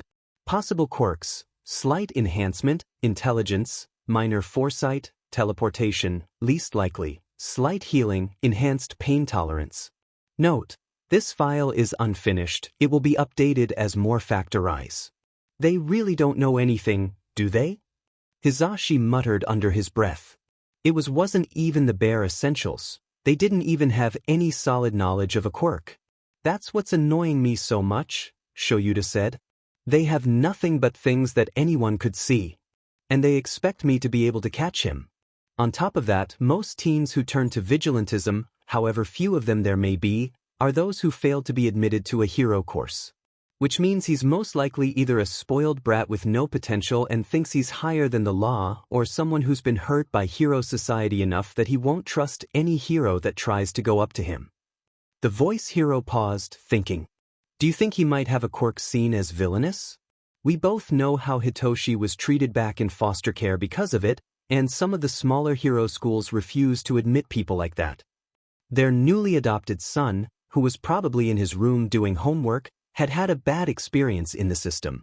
The only reason they had managed to take him out of it and place him in their care was that Shoyuta had happened to be in the right place to catch the father of the foster family punching Hitoshi in the face.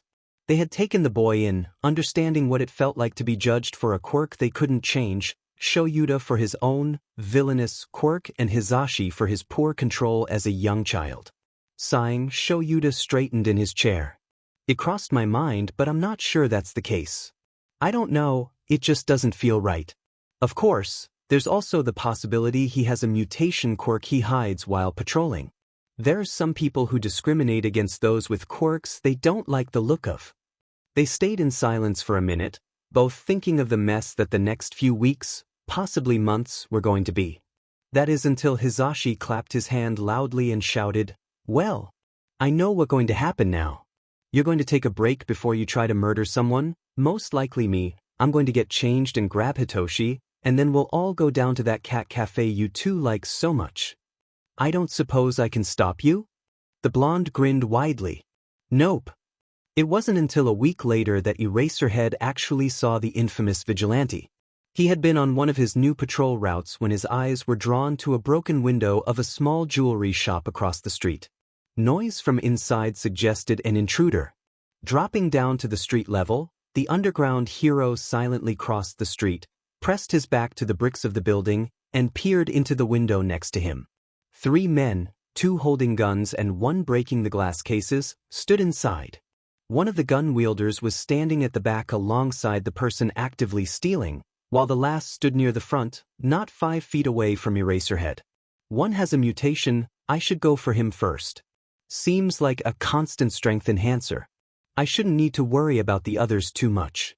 If I make a noise out here, I can lead the mutant outside, hopefully alone, and what was that? A bit of movement out of the corner of his vision had the hero snapping his head towards the other side of the road, to the roof he had just been on. A figure was standing there, bright red highlights on their sweater standing out against the dark backdrop. Watcher. True to his name, the Vigilante seemed to be staring intently at the robbers. Eraserhead idly wondered if his quirk was some sort of sight enhancer. Before he could theorize more, the teen shifted slightly and their eyes met.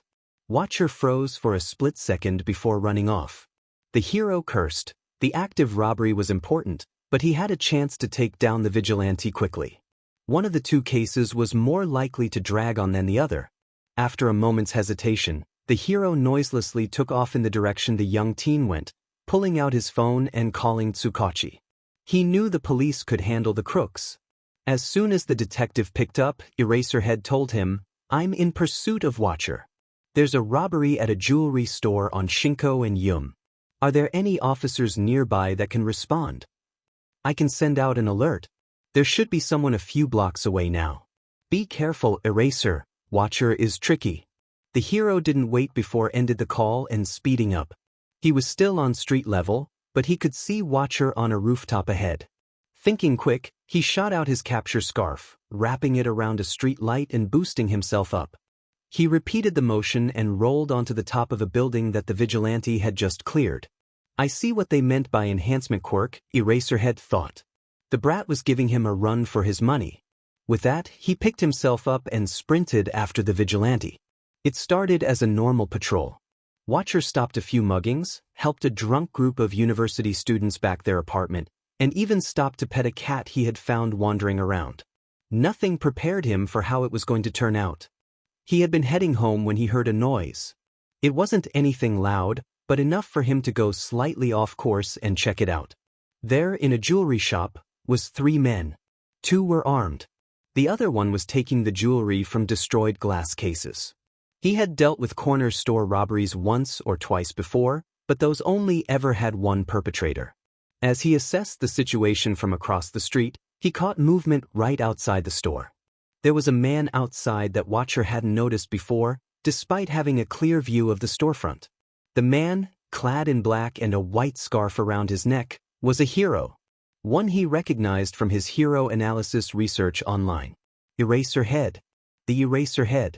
And the hero was staring straight back at him. "What do I do?" Watcher panicked. "I should run." "Yep, definitely time to run." "Not today, Satan." He would have laughed at his panicked thoughts if his heart wasn't trying to beat a hole through his chest. As it were, Watcher turned and fled, trying to create distance between himself and the hero. The sudden spike of adrenaline shot him forward with a speed he didn't realize he had. He looked behind him, only to see that Eraserhead had chosen to go after him. He had a hand to his ear, probably alerting someone of the ongoing robbery. The sight made Watcher turn his head back around and accelerate even more, legs beginning to feel numb as they repetitively pounded against the buildings. Only a few seconds later he heard a thud behind him, warning him that the hero had begun to catch up. He whipped his head around once more to see the man's eyes glowing red, hair levitating as he ran. Izuku's breathing started to speed up not just from exhaustion but also fear. Not the type that he felt in a fight, that made him alert enough to notice details, but the kind where he knew he was about to have another burn to hide from his mom. The type that made him feel so useless, where his vision got blurry and all he wanted to do was curl into a ball and cry. "He's going to catch you," the dark voice in his head whispered. "He'll catch you and you'll never be able to save anyone again. Or worse, they'll lock you up and throw away the key because they'll realize you're some freak who can't do something as simple as getting a quirk. Mom will hate you just like they all do. She'll finally find out how much of a disappointment you really are." Izuku was so preoccupied with trying to silence the twisting thoughts that he hadn't realized he was supposed to jump to the next roof. He tried to slow down, but it resulted in him stumbling and careening over the edge. His heart lurched in his chest and his stomach dropped. He felt gravity pull him down. Something wrapped around his wrist, bringing him to a split-second halt after falling a story and making him slam into the side of the building. He felt something pop in his shoulder before a burning pain shot through his entire arm. He bit down a scream, instead letting out a high-pitched, distress-filled whine. Black static filled his vision. Then the force was pulling him up. Whatever it was that caught him also wrapped around his waist, providing more security. Izuku looked down, realizing through his pain-induced haze that it was Eraserhead's capture weapon. When he was set back on the top of the roof, he collapsed on his unharmed hand and knees, panting heavily. The material around his wrist, which he had pulled close to his chest, let go. The part wrapped around his waist was still there. Your wrist was the first thing I could wrap around, Eraserhead stated in a monotone voice. Izuku guessed it was his form of apology. Izuku didn't respond, only shifted his weight into a kneeling position. He kept his head angled down slightly, choosing a spot on the man's shoes to stare at instead of his face. His breathing was starting to slow down ever so slightly, but his shoulders still burned and his heart rate spiked with every slight movement or noise. He flinched when the boots started moving, the man taking a step towards him.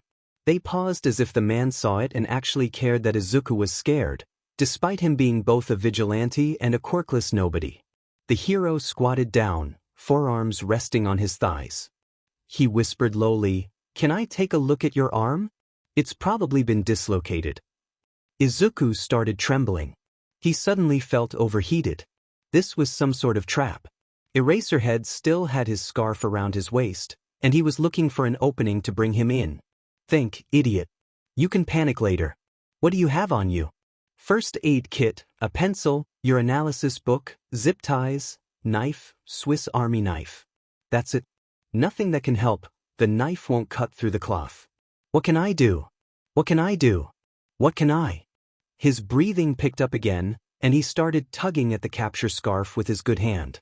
He needed to get out, away, anywhere. Fingernails dug into skin as he tightly held a length of it, digging in so forcefully it drew blood.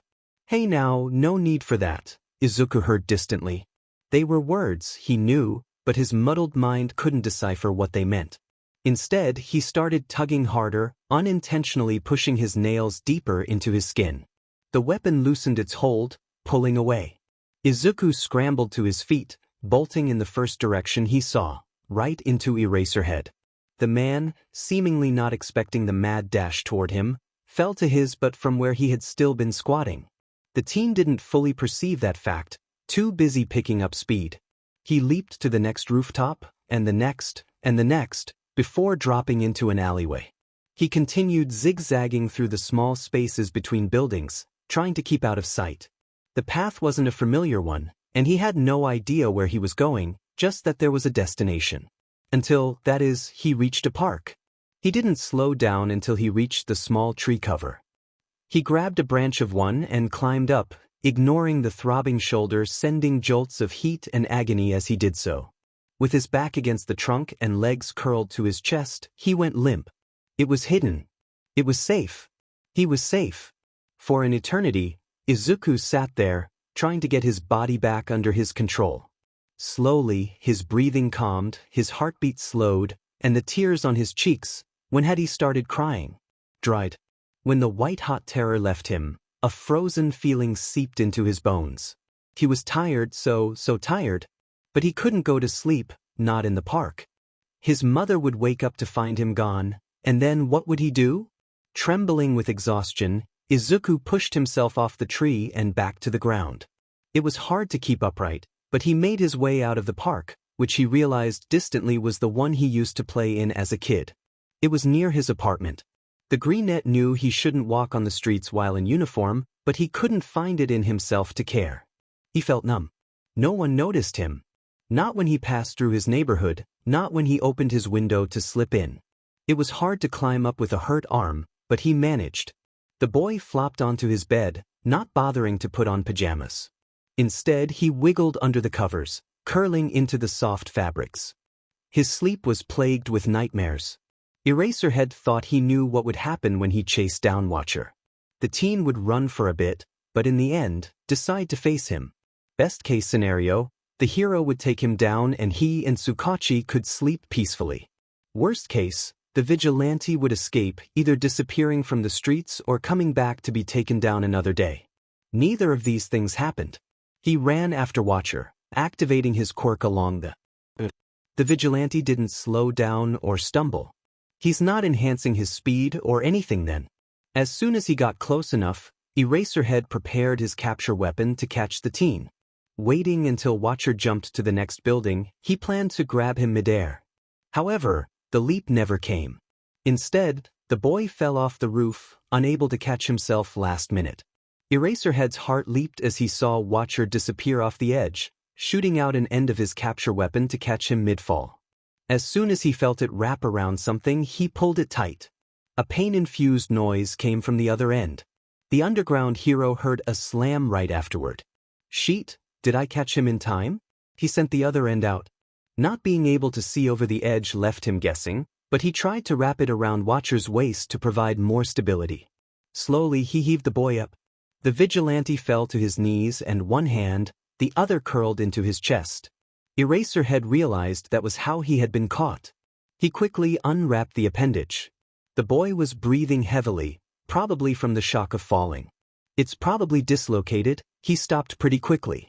Aloud, he explained apologetically, your wrist was the first thing I could wrap around. There was no response, but the boy moved into a kneeling position. His face was angled downwards, bangs obscuring his eyes. Eraserhead took a step forward, trying to get a better look at the hurt arm. He froze when Watcher flinched at the sudden movement. No getting close then. I can work with that, the hero thought. He squatted, careful to keep his hands relaxed and visible to the vigilante. The scarf around his waist still encircled the boy. Eraserhead was worried he might fall over the edge again, or try to run away. He made sure his voice was calm and quiet, like talking to a cornered animal, when he asked, "Can I take a look at your arm? It's probably been dislocated." It had the opposite effect than anticipated. Watcher began to tremble slightly, breathing escalating. He curled into himself slightly, tugging at the capturing weapon surrounding his torso. A wave of concern shot through the hero when he noticed blood coming from where his nails connected with skin. "Hey now, no need for that," he tried to soothe. It again only made the boy antsier, grip tightening and drawing more blood. In a split-second decision, Eraserhead released Watcher. The vigilante seemed to be panicking over the restraints. Just like everything else that had happened that night, the hero didn't expect Watcher to barrel straight into him at full speed, knocking him to the ground. By the time he turned around, the vigilante had somehow managed to put a building in between them. Eraserhead gave chase, but soon lost sight of the teen. It was dark and not even the bright red markings of the hoodie could stand out. The hero sighed, slowing to a halt. He tried to think about what could have elicited such a panic from Watcher. It was something deeper than just a fear of being caught, that much was certain. The teen had looked like he thought he was about to die. As soon as Izuku walked into the kitchen, Inko knew something was wrong. The first sign was how early he was up. It was a Sunday, which meant no school and no optional Saturday classes. It was rare for him to get up until she called him in for breakfast, which was still being made. She also noticed how the life in his eyes was dull, not unlike the week following the UA letter, and he silently made his way to his seat at the dining table. He was rubbing his left shoulder with his other hand, grimacing in discomfort. "Morning, Izuku," she said. When all she got in response was a quiet nod, she asked, "Is everything okay? Sleep all right?"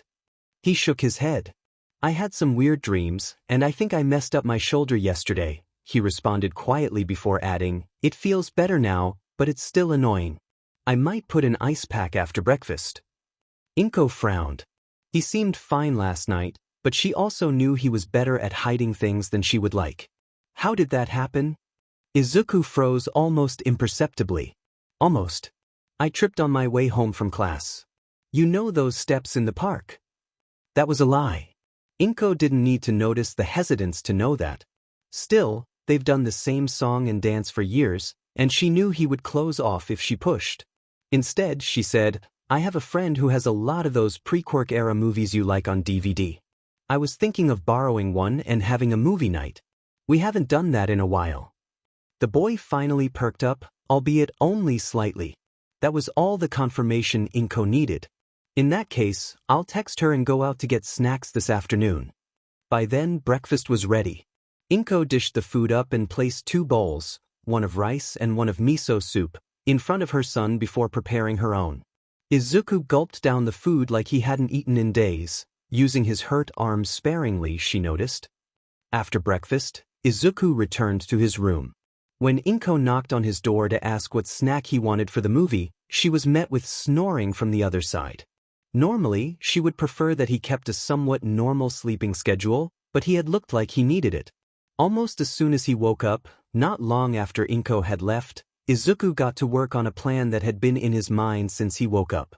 He first went to the kitchen and grabbed an ice pack from the freezer, pressing it against his recently set shoulder. Making his way back to his room, he opened his closet. He had shoved his uniform haphazardly there when he woke up and realized he never changed. He cleaned it up, hiding it in its usual place, the bottom drawer of his desk. Okay, so maybe it wasn't the best place to put it, but he knew his mom never touched it, believing he only stored his finished analysis books there. He took out his patrol journal and one of his older hero analysis for the future notebook, setting them on the desk. He flipped through the finished notebook to a specific hero. A face he saw the night before stared back at him. A sketch of Eraserhead drawn as crudely as only an 8-year-old sketch could be. It was from a time back when Izuku was obsessed with researching underground heroes, searching through every hero analysis website and blog he could find for the rare videos of the, mostly, night-prowling heroes. Back then, Eraserhead was relatively new on the scene, but there were still 2 or 3 clips of him fighting. The notes, while many no longer useful. Now that Izuku had seen the hero fight firsthand, were a good starting point for the entry he was about to start. Everything's kinda blurry, but I know he decided chasing me took priority over the robbery he was staking out, which means he knows who I am and had most likely been asked to be on my case, he thought, which means I'll have to expect to see him a lot more from now on.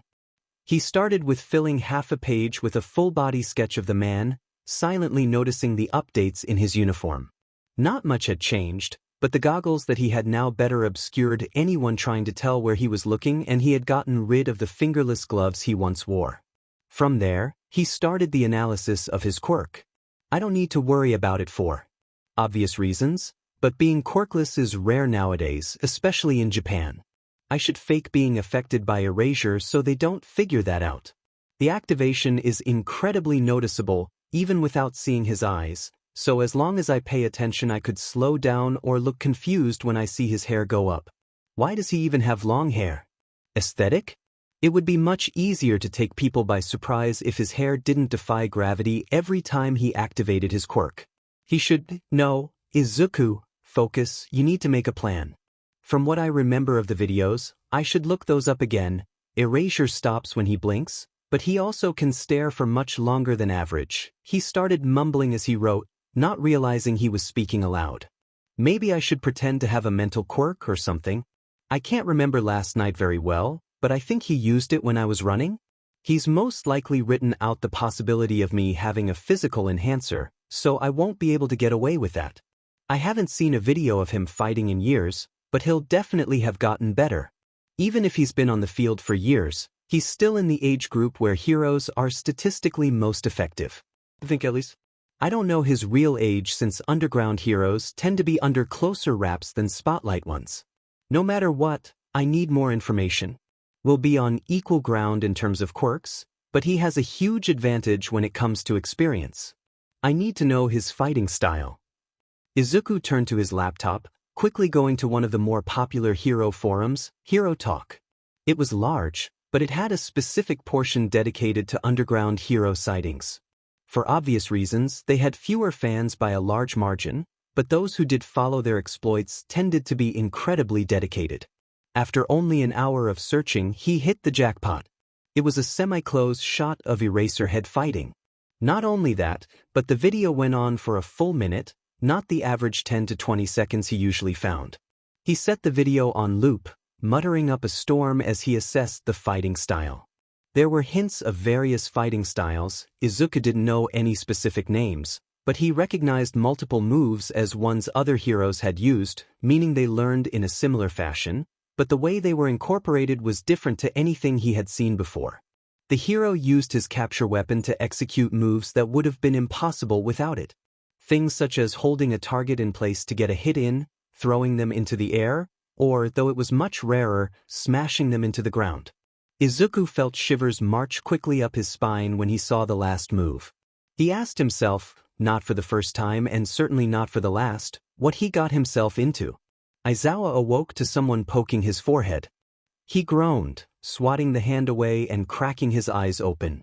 Hisashi was grinning down at him, dressed in civilian clothes. What was that for? The black-haired man complained, Voice still gravelly from sleep.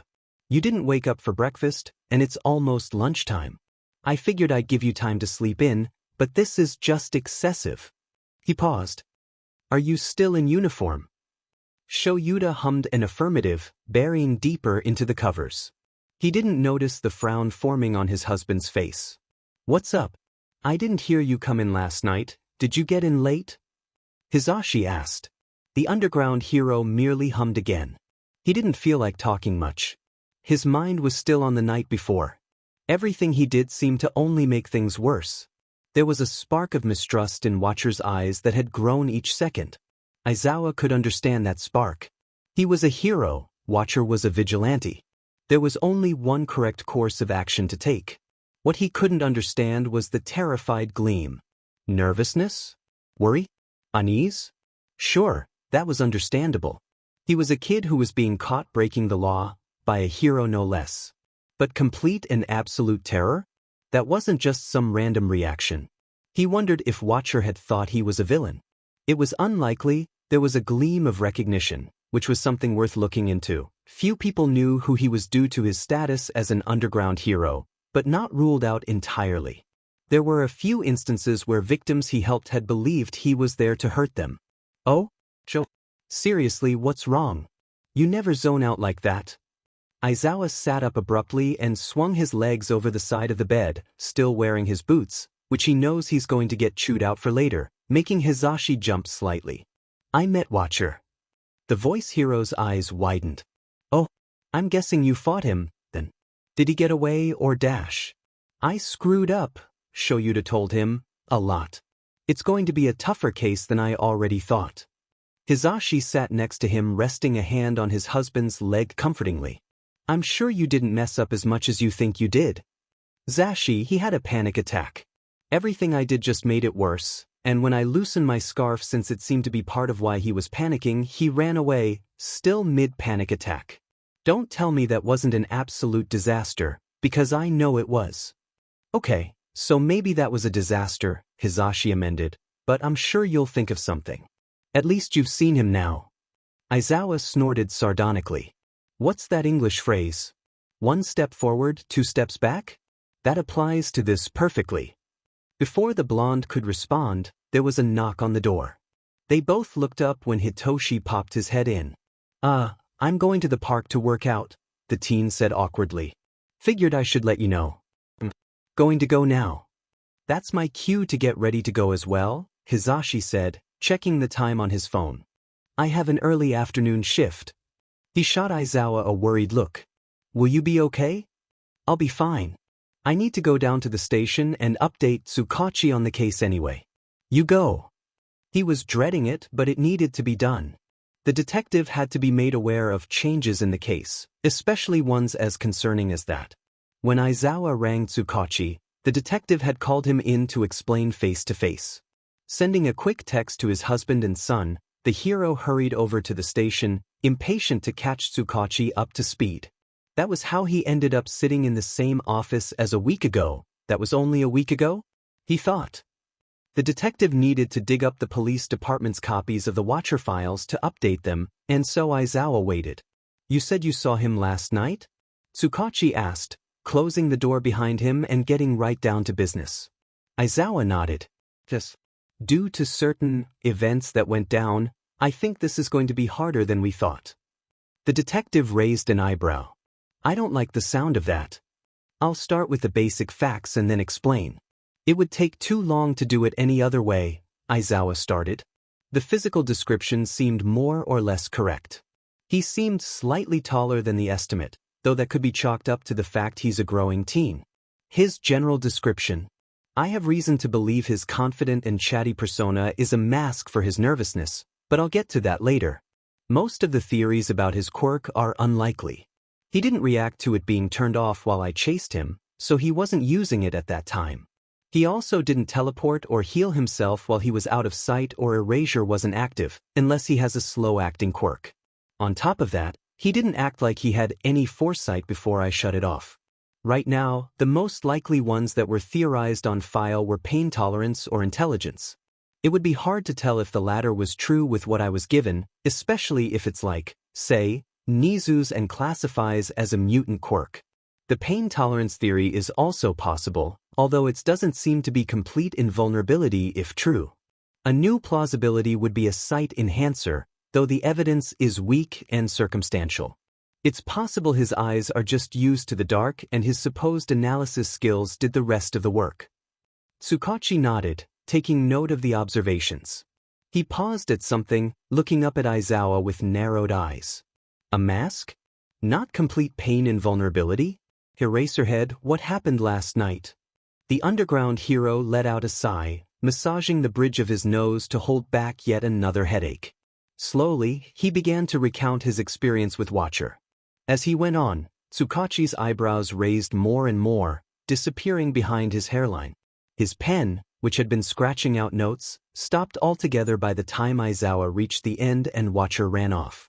The two men sat in silence for a few minutes, trying to figure out what the events laid out before them meant. It was painting a picture, but of what, they didn't know. Weren't sure they wanted to know. Finally, Aizawa spoke up.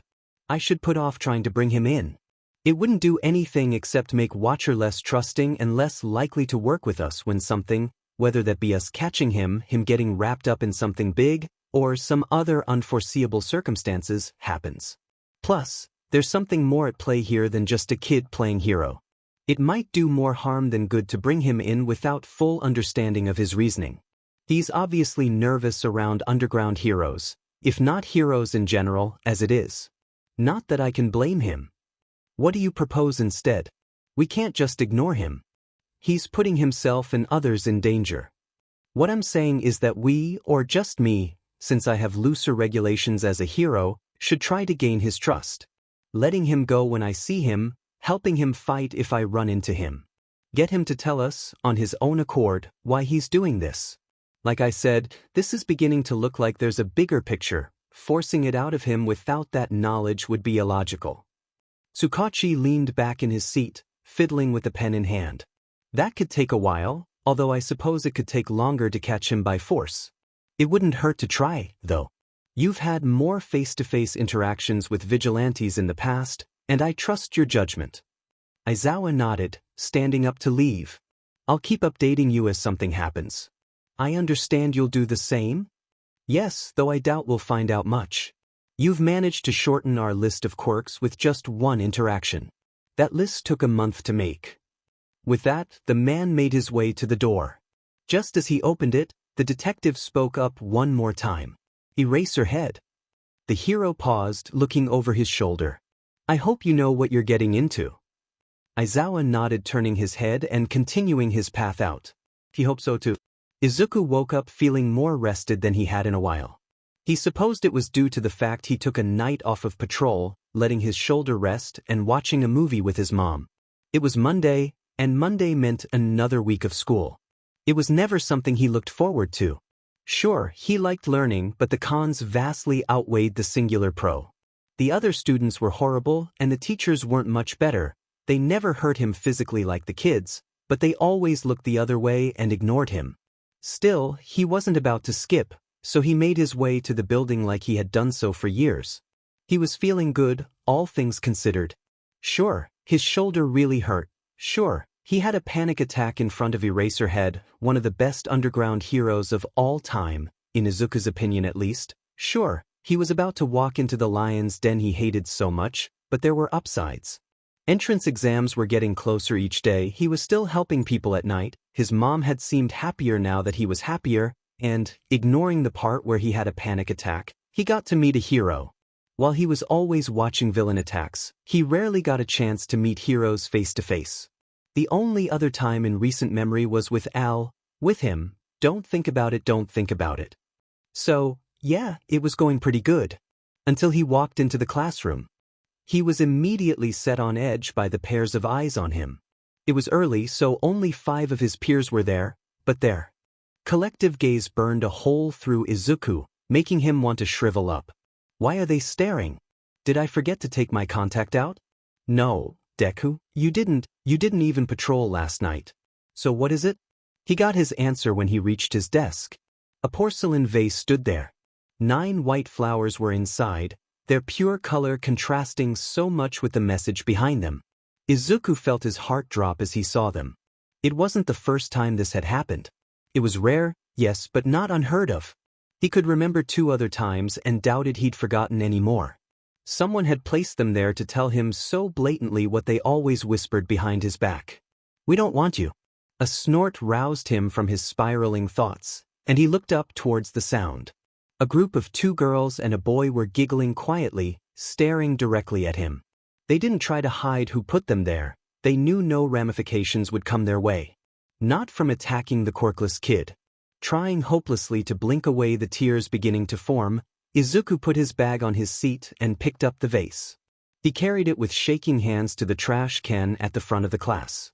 Freezing for a moment, he stared at the delicate petals of the ill-meaning gift before dropping it from his unstable grip. "What's wrong, you quirkless freak?" Someone, a girl, said behind him. "Don't you like your present?" Izuku didn't turn, didn't do anything except continue staring down at the trash, wishing for his hands to stop trembling and his eyes to stop burning. The teacher, who the greenette had just realized was in the room, did nothing except flip to another homework assignment and continue to grade. Izuku looked away. He was stupid to think the adult would do anything. He had made it clear at the beginning of the year that he had no love for useless kids who took up a spot in his class. He wasn't sure how long he stood there for. His mind was, for once, entirely blank. No responses bared their face, no whispers of tormentors' past words ringing in his skull. No dark voice that knew his greatest fears or flame of optimism. He was wrenched from this mind once again, this time by the school bell ringing. Turning, he realized all his peers had arrived at some point. He wasn't sure when. Scurrying back to his seat in order to not get berated by the teacher, Izuku forced himself to form thoughts once more. "This is fine. It's okay. It shouldn't bother me. I already knew they didn't want me around, so why am I so affected by it? It's not anything different." Whispers could be ignored, they couldn't. Bruises fade, they had been there, they had hurt. Maybe scars stayed, but they could be hidden. He could still feel the heat, the pain, sometimes, at night, when he's laying in bed with nothing but his thoughts. What did some flowers that were going to die matter?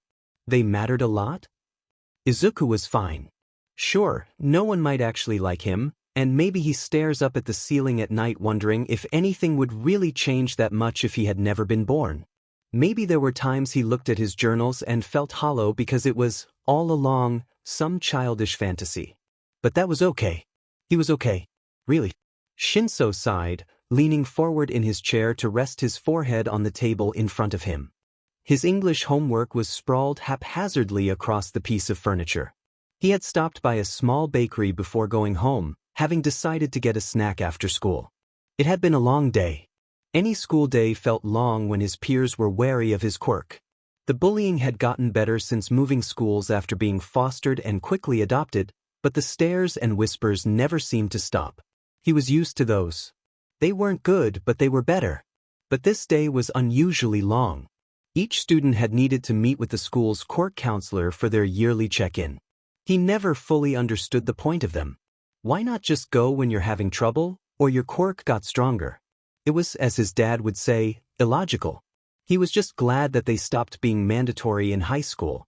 Most quirks were controllable by that time, so there was no real reason to be required to go. The purple-haired teen made a loud, groaning noise. The cashier, the only other person in the shop, gave him a strange look, not that he saw it. A ringing and a crash made him jerk his head up.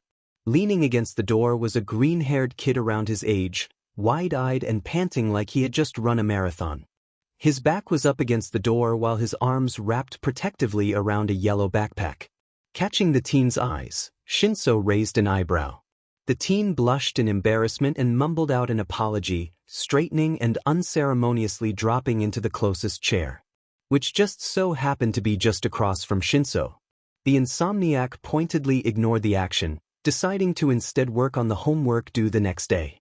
Or so he would have done if the boy on the other side of the table hadn't mumbled out a question, almost too quiet to hear. "Are those bags because of his quirk?" For a second time, Shinso looked up and raised an eyebrow, and for a second time, the boy blushed. I said that out loud, didn't I? I'm so sorry, I'm trying to stop that. Sorry, he jumbled out. Sorry. The purple-haired teen blinked at the rambled apologies. It's fine. Then, after hesitating for a second, and no, they're not. Although I could ask you the same question. You look like you're trying to compete with mine. Green hair laughed nervously as if not sure whether or not it was a joke, which was completely possible. Shinso had been told he was hard to read. He looked suddenly, realizing something, and started to stand up. Oh, sorry, I didn't mean to just sit at your table.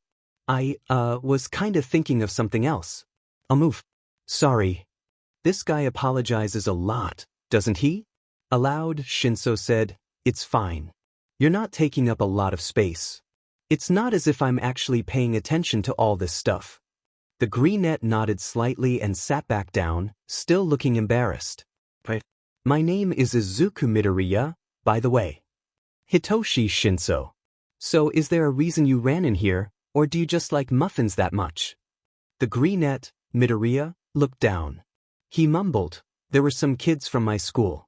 I didn't feel like talking to them. Same. At Midoriya's questioning look, he sighed. I don't get along with my classmates either. Understanding flickered across the other's face. Right. Silence drew on between them. Shinso looked down at his homework. He should finish it. He wanted to get into UA, and even the general education course required high grades. Midoriya seemed to be planning on the same, opening his notebook and beginning to scratch away with a pencil. Shinso picked up his pencil and tried to focus. It was another week before Aizawa met Watcher again. He had been sticking to the area around their first interaction, as well as various other sightings. Nobody had managed to find a particular patrol route for the Vigilante. One night, he would be seen near the beaches, which had miraculously started to become cleaner, and the next, he'd be close to the wealthier neighborhoods. Aizawa had been scanning the street below him when he spotted a figure on a building a street over. It was hard to make out any discernible details, but he was confident it was a person. He made his way over, using his capture scarf to maneuver across the road. As he got closer, he realized it was Watcher. The boy didn't seem to notice he was no longer alone. Low muttering came from him. He was holding something in both hands, but with his back turned, the underground hero couldn't tell what it was. He decided to keep some distance between the two of them. Better not freak him out this time. Taking a breath, Aizawa called, Watcher. The Vigilante jumped and whirled around, crimson eyes widening slightly at the sight of the hero. In one hand he held a pencil and a notebook, which he tried, and failed, to slip it into his pocket subtly. Eraserhead. The name was said with surprise and caution, but no immediate fear. He took a step back, dangerously close to the edge. The underground hero eyed the short distance warily. Easy kid, I'm not here to bring you in. Watcher eyed him disbelievingly but stayed where he was. He shifted his weight slightly, another sign of his unease. Aizawa belatedly realized that he probably couldn't move, since the rooftop behind him was too far to get to without a running start.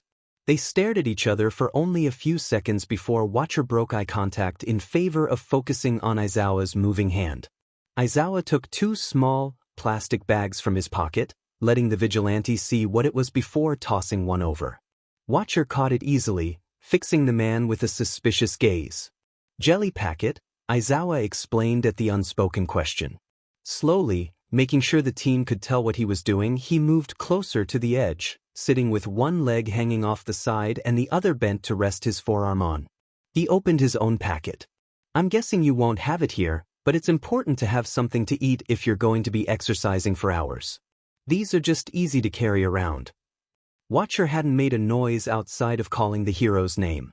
It was hard to match the kid in front of him, because that's what he was, a kid with the confident, talkative one from the police files, especially given their last encounter. Slowly, as if testing the waters, Watcher took a few steps to the side, still watching the hero. Aizawa was worried he'd try to run again, but instead he warily made his way and squatted near the doorway inside. It was a position where he was ready to leap into action, but it meant he was willing to stay for the time being. They sat there in a long silence, the younger assessing the older, who made sure to keep the other in his sight while not staring him down. Finally, Aizawa spoke up again. I wanted to apologize for the last time. It wasn't my intention to seriously harm or scare you. I'm assigned to bring you in, and I'd prefer to do so without injury, he said. Be honest, kids like him prefer that, even if it's an unfortunate truth. Sure enough, the teen tensed at the words, bring you in, bracing his empty hand on the ground by his legs to help himself spring up if needed. His scarlet eyes burned holes through the hero. Of course, that's only if I see Watcher, and I haven't caught a glimpse of him since that first encounter, Aizawa continued. He risked a meaningful glance at the Vigilante. Watcher's eyes widened dramatically, confusion and understanding warring with each other. Understanding as to what the hero was implying, confusion as to why. The teen looked away quickly, seemingly preparing himself for something. I'm sorry too. That wasn't what the hero was expecting. Aizawa looked at him, eyes asking a question, one that Watcher answered. I'm sorry for freaking out like that. It hadn't happened in a while. That raised a lot more questions than it solved. Was he used to panic attacks? Why did he feel a need to apologize? You don't need to apologize for something you can't help. It's illogical. That was harsher than he meant for it to come out, but the point still stood. Watcher paused at that, seeming to think it through as if it never occurred to him. That was slightly concerning yet again. An alarm blared a few streets away, making both people on the roof shoot to their feet. They looked to each other and started running, the Vigilante following Aizawa. They quickly found out what the alarm was for. Fire poured out of every window on the top story of a 6-story building. There was a man in one of the windows looking over an alley, trying to stay away from the heat but being unable to maneuver out. He was just out of reach of the fire escape. A small group of civilians was watching from the street, and from their vantage point, Aizawa could see a few of them talking urgently to their phones. No need to call emergency services, then, if they were already called. He readied himself to go in but paused for a second. Watcher, you need to stay here, he urgently said. You're not trained to handle this. Not having time to check that the Vigilante was actually listening, Aizawa leaped into action. He got to the roof of the building, using one strand of his capture scarf to grab hold of an outcropping. Skillfully, he climbed down slightly, one hand on the scarf on the other helping his feet to keep him up. Sir, I'm a hero. I'll need you to stay still so I can get you out. Without having time to wait for a response, he wrapped the unused end of his weapon around the man's waist. Carefully, he lifted the man out and onto a platform of the fire escape. Aizawa couldn't climb with him, and the scarf was too short just to place him on the ground. Is there anyone else inside? He asked. The man, who seemed to be shaken but not harmed, nodded. My husband and our daughter. She should be in her room, but I'm not sure where Itsuo is. Get to the ground. Emergency services should be here soon to check on you. With that, he crawled into the building. Immediately, he covered his mouth and nose with the collar of his uniform in hand, trying to filter the smoke slightly. The goggles helped with his eyes somewhat, but it still felt like he was using his quirk. Before he was able to move into the danger, a thump behind him drew his attention. Watcher had come in behind him, hand over his face mask like Aizawa. In it, we don't have time for this, the hero thought, giving the Vigilante a "we'll talk about this later" look before turning back to the flames. Debris lay everywhere. What was once a table was in shambles, fueling the inferno. Similarly, other pieces of furniture lay about in the open space, barely recognizable. The smoke alarm was still blaring in Aizawa's ears. Spotting a doorway, Aizawa carefully stepped around the chaos, hunching slightly to stay closer to the ground. Behind him, Watcher did the same. The opening led to a hallway, and he systematically checked the rooms off to the side of it. They were all empty, except for the last one on the right. A young girl with spikes running down her arms and legs was huddled in the farthest corner, coughing loudly. She looked to be around 5. There wasn't much fire inside the room, but he realized with dread that part of the ceiling had caved, trapping one of her legs underneath. Aizawa moved toward her, squatting down when he got there. Taking his hand away from his mouth, he tried to pull it up and away from her. It was too heavy. He looked up to Watcher, who was crouching by the doorway, and jerked his head. Understanding the meaning, the Vigilante came over and put both hands by Aizawa's. Their strength combined was enough to lift it enough to get the leg out. After a quick comment from Aizawa, the girl tugged at it with both hands, bringing it up to her chest. As soon as it was out, they let the debris back down. "Hey, are you able to move?" Aizawa asked the girl. He spoke in a murmur, trying to keep the smoke from his lungs as much as possible. "I'm here to get you out. I'm a hero." The girl took a breath to answer but doubled over into a violent coughing fit. She shook her head vigorously, trying to get her breathing under control. "Okay, I'll need to pick you up, all right? We'll get you back to your dad." With that, he moved closer. The girl wrapped her arms around his neck, and he secured her into a bridal carry. It wasn't the easiest to walk around with, but he didn't have much time to do anything else. The trio quickly shuffled back to the window.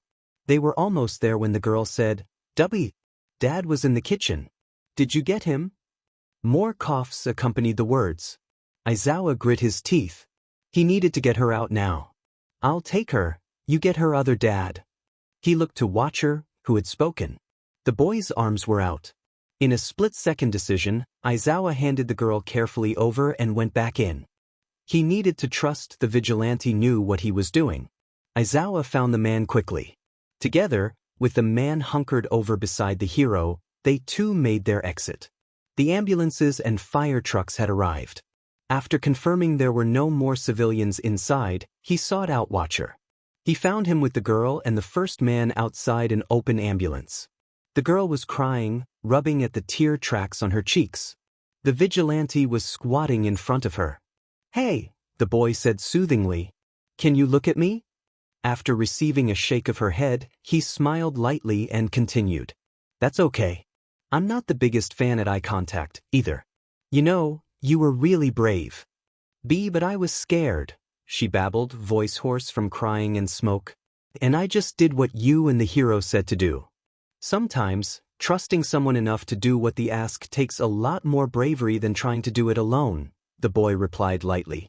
Hesitantly, he reached up to ruffle her hair. "Besides, you can be really scared and brave at the same time. Bravery is being able to work past your fear to do something anyway because you know it's right. And just now, you did what was right. I was able to save you because you listened to what Eraserhead said, and he was able to help your dad because you told us where he was. You were a hero tonight." As he spoke, the girl's sobs died down. He pulled his hand away, only to brace it on the ground to keep himself upright as the girl barreled into him.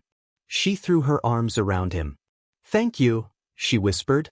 Watcher's eyes widened in surprise. Slowly, he shifted his weight away from his hand and returned the hug. "Of course." His eyes were watery and his voice cracker, but that could have just been from the smoke. Aizawa looked away to scan the crowd. None of the responders had noticed the Vigilante, but it was only a matter of time. Watcher seemed to realize that, standing after being released. He bobbed his head to the girl's dads, both of which had joined them. He made eye contact with the hero and, with a terse nod, fled the scene. Izuku sat on his bed and stared down at his phone, disbelief evident in his eyes. He had notifications on for various hero news sites, and a smaller, local one just released an article. Vigilante, Watcher. By Aiki Yamane. Late last night, an apartment building in Kiyoshi Ward was set aflame, trapping a family of 3 inside. Itsuo and Hideki Toshiro were home with their daughter Hina when they smelled smoke. Izuku skipped a few lines, scanning over the necessary information about the incident. An underground hero on patrol was the first to arrive on scene, due to Section 5, Subsection 3 of Underground Hero Laws and Regulations. Their identity cannot be released in media. They successfully rescued the small family, saving their lives and allowing for the firefighters who arrived at that time to prevent the spread of the flames. No official statements have been released as of yet, but multiple witnesses place a vigilante, nicknamed Watcher, at the scene. Watcher may not be a known name to most readers. For many in the southeastern wards of Mizudafu, however, he's become a frequent night sighting. While no information on the case has been released to the public, various claims have been made suggesting he has been active for about a month. Not much is known about the vigilante. Mainly active at night, Watcher is a mystery wrapped in uncertainty. Civilians who have had interactions with him claim to not see him use a quirk, raising the question as to just how premeditated his actions are. Those same individuals also claim that he seems young, the estimation being high school age. An anonymous source, who claims to work closely with the police team in charge of stopping him, states that a hero with a past of vigilante cases has been put on the investigation. They did not mention the name of said hero. Heroics Now was also given what our source claims is a surveillance feed screenshot depicting Watcher, below. Izuku stopped reading, head reeling. That was him. Heroics Now, a primary Muzutafu news site, was talking about him. The thought was a strange one. What would this mean? All he wanted to do was help people. He didn't care about publicity. In fact, he preferred to stay unknown. Would that get harder? It didn't matter now, he supposed. This was going to happen whether he liked it or not. Izuku's eyes still burned dully. Smoke had gotten underneath his contact lenses while in the building, and he continually had to remind himself not to rub at them. His breathing still didn't feel quite right even a few days afterward. He opened his notebook, cursing silently. There were only 2 blank pages left. He hadn't realized how many entries he had made. It usually took much longer to fill an entire book. Making a silent note to grab a new one when he got home, he started recording the latest criminal's quirk, a ferrokinetic emitter. How exciting! The vigilante hadn't heard Eraserhead coming the night of the fire. He had been caught completely unaware. It was a problem that he needed to fix. This time, at least, he was the first to see the other. Watcher, Eraserhead greeted, dropping down into the alley where Izuku stood. It was the same greeting as before, but there was less caution in his voice. He didn't expect the vigilante to run this time. Hey, Eraserhead. Beautiful night, isn't it? The boy joked, adopted his confident person, shutting his notebook before he had a chance to write. It had been a mistake to let the hero see the other side. One that he didn't plan on making again. Eraserhead hummed in affirmation, looking over the scene and raising an eyebrow slightly at the tied-up crook on the ground. The action seemed familiar, but Izuku couldn't place where he had seen it before. I wanted to talk with you about the fire. Izuku stayed silent. The look he had shared with the hero when he followed Eraserhead into the building had told him this would happen, but he had hoped his exit that night would dissuade the man. Apparently not. He subtly started searching for possible escape routes if needed. You did a good job, the man continued, shocking the vigilante. Don't get me wrong. You shouldn't have gone in without proper training. You could have made the situation much worse. But I also know that that girl wouldn't have been able to get out without you. She's on crutches for now, but's expected to make a full recovery. That was good. Izuku had been worried about her. Still, he side-eyed the hero suspiciously at the rest of it. What was he playing at? Thanks, but I don't need or want your validation, he shot back. It was a half-truth. Need it? No way. Want it? Maybe a little. I was just doing what was right. Eraserhead ignored the harsh words. That's partly why you did well. You have potential, kid, and you don't expect anything in return. Which is why I can't help but wonder why you started doing this. Wasn't that blunt? Sorry, Eraser, the boy started, shortening the name. You know I won't tell you anything. Try again in a few years. Or even better, don't. Problem child, the hero sighed, pinching the bridge of his nose. Izuku caught him muttering under his breath, I don't understand teens. Izuku blinked, stiffening slightly. Problem child wasn't a name he had been called before, but there was a first for everything. Did he do something wrong? Eraserhead looked annoyed, but that seemed to be his resting face, based on their few interactions. Maybe he didn't want Izuku using the shortened version of his hero name.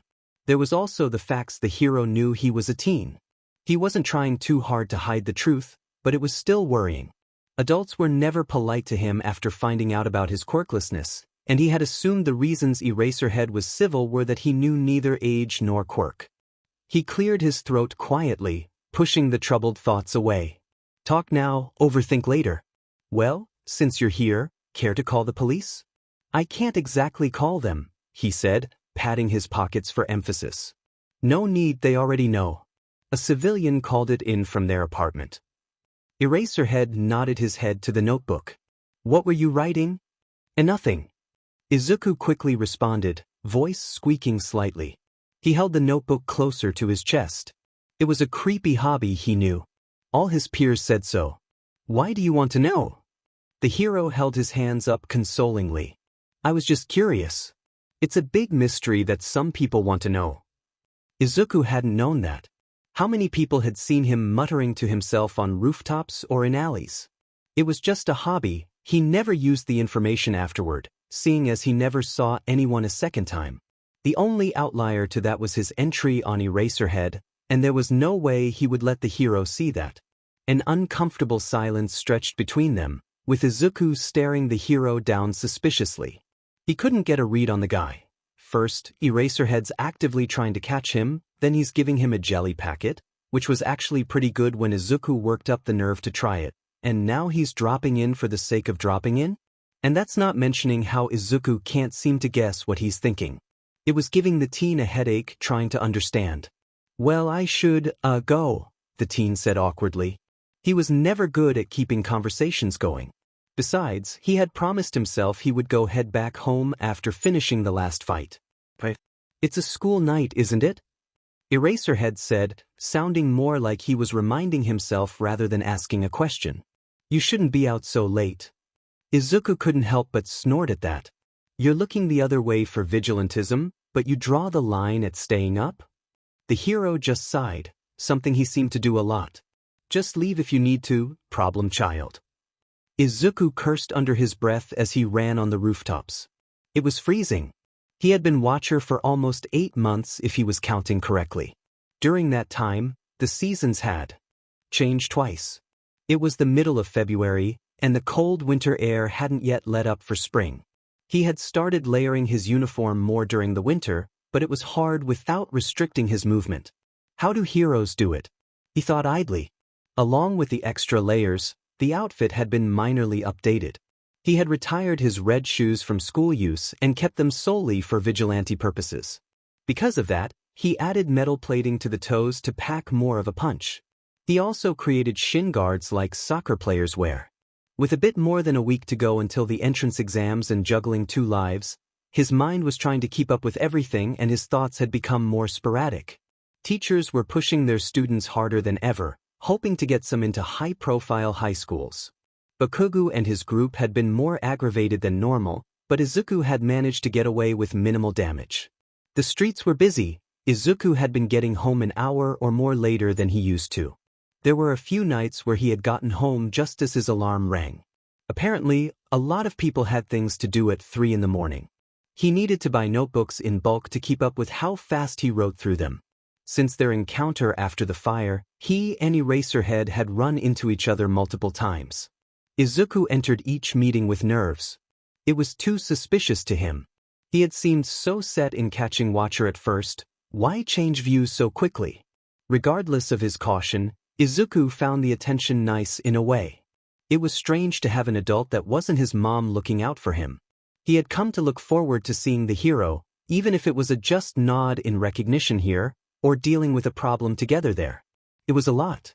He silently thanked himself for not taking up any extracurriculars. It had crossed his mind to convince his mom to let him join a self-defense class, but it would have been more stress than he could handle. Izuku paused as he jumped over an alley. Turning back, he looked over the ledge to see what caught his attention. 5 people, 3 women and 2 men, were standing in a loose circle. They all had tense postures and were speaking in serious voices. What do you think? You think the offer is real? One woman with ram horns asked her companions. She was barefoot, and Izuku could just make out hooves instead of feet. It has to be, right?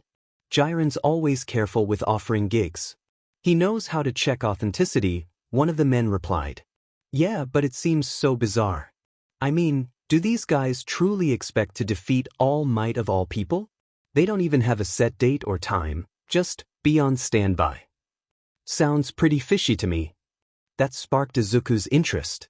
Someone was planning on taking down All Might? He crouched down and took out his notebook, ready to take notes. I mean, Jiren said they're asking for as many people as possible, a different woman pointed out. They're obviously planning something big. A friend of mine said that his gang also got approached. Still, I haven't heard of the League of Villains before. Pretty shitty name if you ask me, the first woman said. Besides, this is pretty different from our normal security jobs. I think we should do it, the man who hadn't spoken yet said. Whatever they have planned is big, and can you imagine the street cred we would get if it works out? We could set our own prices. Hell, we could actually get some territory and start getting serious. 3 of his companions nodded in agreement. The first woman ran a hand through her short hair, deep in thought. Oh, what the hell? I'm still suspicious, but if you guys want to, I'll go. We stick together. They seemed to have come to an understanding. As their conversation turned to another topic, Izuku started sketching each of them out and making notes of what he could. Only 2 of them had mutant quirks, the woman with horns and a man with an extra set of arms, so he wasn't able to get much in that regard. Should he take them down now? On one hand, they were villains based on their conversation. On the other, he wasn't sure he could take them, especially if they worked in security like they claimed. It also might tip off whoever Jiren was, which would make the plan harder to stop. Whatever the plan was, it sounds like it's in the early stages, Izuku thought. The League of Villains are asking for third-party villains, and they're pretty new if what those guys were saying is anything to go by. That means they're a small group looking to make a name for themselves. Should I ask Eraserhead for help? He asked himself. No way. I still don't know how much I can trust him. He won't even want to hear about this without solid proof. Heroes don't exactly trust the word of vigilantes. It was a big claim, saying there was a plan to take down the number 1 hero. If he wanted to be believed, he needed more than an overheard conversation. At school, there was a growing sense of anxiety within the student body.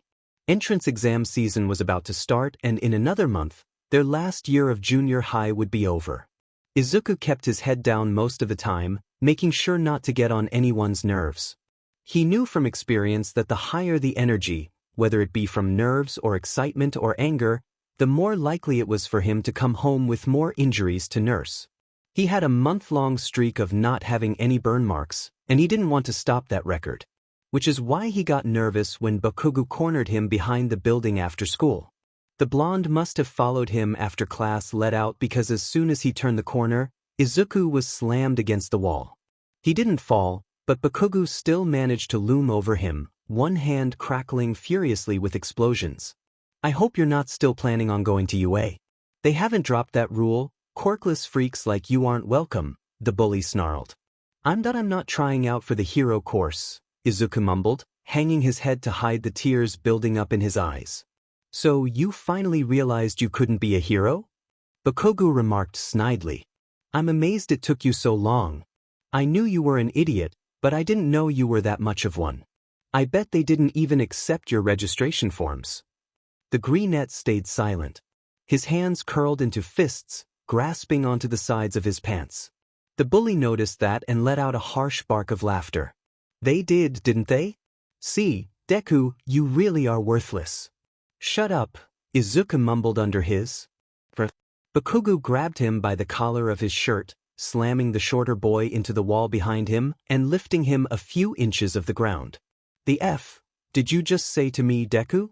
Izuku gritted his teeth and shouted, I said shut up. You're always trying to prove you're better than me. I know you are, okay? His voice dropped. You're smarter, stronger, and more popular. I know. Please, just leave me alone. The blonde's eye twitched. You trying to SCK up to me or something? God, you're pathetic. He let go with one hand to punch Izuku in the face before letting him drop unceremoniously to the ground. You're not even worth my time right now. Izuku cradled his cheek lightly with one hand, curling slightly into himself and biting his cheek to stop from sobbing right there on the floor. He distantly heard Bakugo stalk off but tuned it out. Gingerly, he pressed a bit harder on his cheek before immediately stopping when the stinging got worse. It would bruise, that was for sure.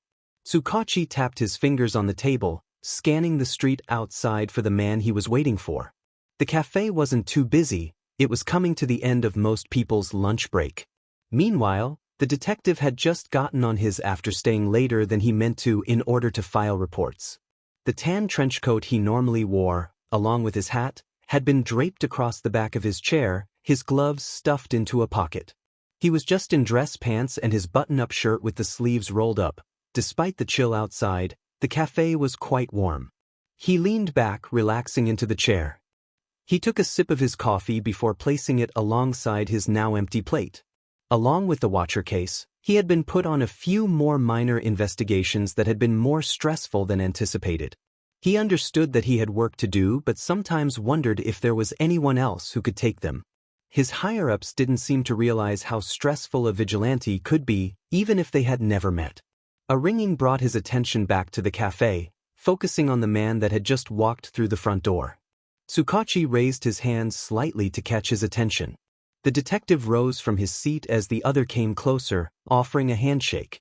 "It's good to see you again, Naomasa," the man greeted, giving Tsukachi a smile and accepting the hand.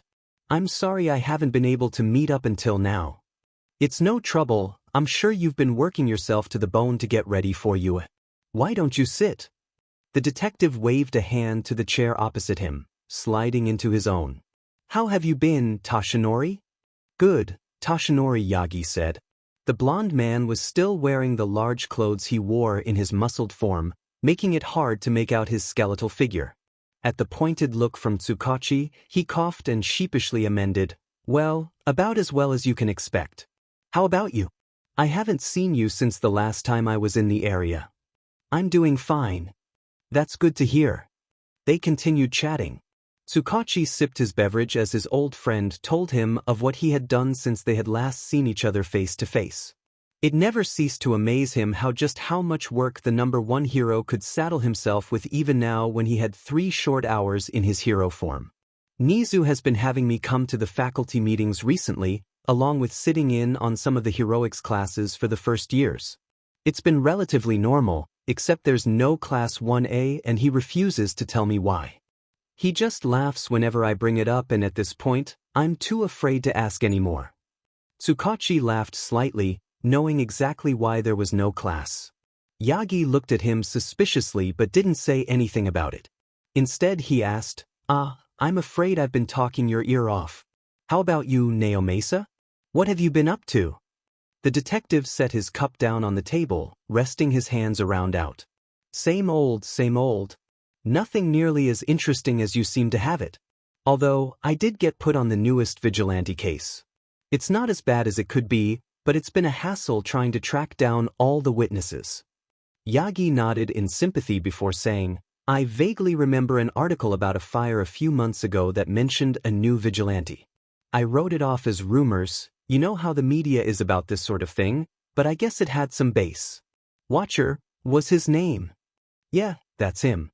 I'm not allowed to say much since it's an ongoing investigation, but it's been annoying. We have an underground hero working on the case with us who believes it's something bigger, so we haven't made any big moves just yet." "That's worrying. Undergrounds tend to have a good sense for that sort of thing." Yagi scrunched his eyebrows up in concern. "Hopefully it's nothing too bad." Tsukachi gave him a grim smile. "In my experience, that's too much to hope for. Last time I thought that, I got wrapped up in the Trigger and Villain Factory cases, not to mention a whole gang of vigilantes. You pulled quite a few all-nighters back then," the hero recalled. Suddenly, he dissolved into a coughing fit, leaning and covering his mouth with his arm. Tsukachi stood up in alarm as he saw flecks of blood coming from his friend's mouth and grabbed the paper napkins he had grabbed when had sat down. He waited nervously for the older man to calm before handing them over. Yagi took them graciously, wiping his mouth and arm quickly. "Thank you." The detective was silent before, quietly so no one else could hear, asked, "It's getting worse, isn't it?" The blonde looked out the window, avoiding eye contact. "I pushed myself past my limit a few months ago to help a middle schooler. It's not too bad but," he trailed off. Remorse glittered in his eyes. Tsukachi put his hand on his friend's shoulder. "That's why you're going to UA, right? To find a successor." After a hesitant nod, he continued, "I won't tell you not to worry because I'm sure you're tired of hearing it. But I will say this, your legacy won't end when you have to retire. It won't end when you do. Everything you do and have done, everything you say and have said, will stick with people for the rest of their lives. Just because you're losing time doesn't mean you're not a hero." Yagi nodded, giving Tsukachi a watery smile. Thank you, my friend, truly. Izuku slipped off his hoodie dejectedly, throwing it onto his bed. The armed guards quickly followed suit. He had been working late the past few nights hoping to find the villains again, or at least someone who knew the name Jiren. Based on what he had overheard, they were a well-known figure in the criminal underworld and some sort of broker. It wasn't much to go off of. It also wasn't something he could just search on the internet. He had tried using a library computer, he was too paranoid to use his own, but nothing turned up. Jiren knew how to disappear. He debated again asking Eraserhead, but quickly pushed the idea out of his mind. Yeah, imagine how that conversation would go. He'd probably think I was trying to become a villain and go right back to trying to turn me in. He slipped into pajama pants and was about to pull his shirt on when he glanced at the mirror. His physique had toned in the months of vigilantism. He wasn't bulky and probably never would be, but he was no longer as scrawny as he had been. He was built for stealth and quick attacks, not head-on fights. A dark bruise, larger and older than the one on his cheek, took up a good portion of his stomach. A villain had managed to land a gut punch in a few nights ago and it was still sore to twist his torso too much. He had a few minor scars to add to his collection, but none that had been life-threatening injuries. Somehow, he had been lucky enough to not have any critical injuries. The greenette pointedly didn't look at his shoulders. He knew what he would see, discolored and slightly warped skin from years of small explosions aimed there. Most were old, back when he didn't know how to properly treat the wounds, but there were a few that, no matter how good he was at first aid, stayed. He shook himself from his thoughts and tugged his shirt on. He quickly took his used contacts out, threw them in the trash, and turned his light off. Silently creeping back to his bed, careful not to make too much noise, he let himself go to sleep. Shinso stared at the ceiling of his room. It was almost 1 in the morning and he hadn't gotten a wink of sleep, which was concerningly normal for him. Sliding off of his bed, he decided to make a cup of tea, not coffee. He actually wanted to sleep. It was dark in the short hallway connecting the bedrooms with the living room and kitchen, the only light coming from a lamp that his dad kept on for when his other dad came home. The black-haired insomniac often came home at late hours, so the blonde hero always made sure to keep a light on. After turning the electric kettle on to boil water, Shinso moved over to the couch and let his thoughts drift. When he first came to be fostered by his now-dads, it was a shock to the system. He got placed with the hero who got him out of an abusive household. Not just any hero either. Eraserhead. His personal idol ever since he discovered the world of underground heroes, and the man he had decided he wanted to be like if he managed to be accepted into a hero course. Then there was his pops, who he mainly called that to differentiate between the two parents. He had been averse to the man at first because of his loud personality, pun slightly intended, but eventually opened up and grew closer. He couldn't imagine a life without him. Like with any family, there had been various misunderstandings. One night, Shinso had snuck out, something he had gotten used to doing at his last foster home. The two heroes had both freaked out. After his dad found him wandering the streets, they had had a conversation about it. An actual conversation, not just the two of them yelling at him or worse. After only 2 months of living there, they had asked him if they could adopt him. He had already accepted his fate of ending up in a group home until he aged out of the system, so the question had thrown him through a loop. It took a few days, but he eventually calmed down enough to state his answer. He kept his family name, though. He had been in the foster system for as long as he could remember, and to him, it held no ties to anyone except himself. He hadn't officially been adopted yet. The paperwork took a long time to process and they were still running into a few problems here and there.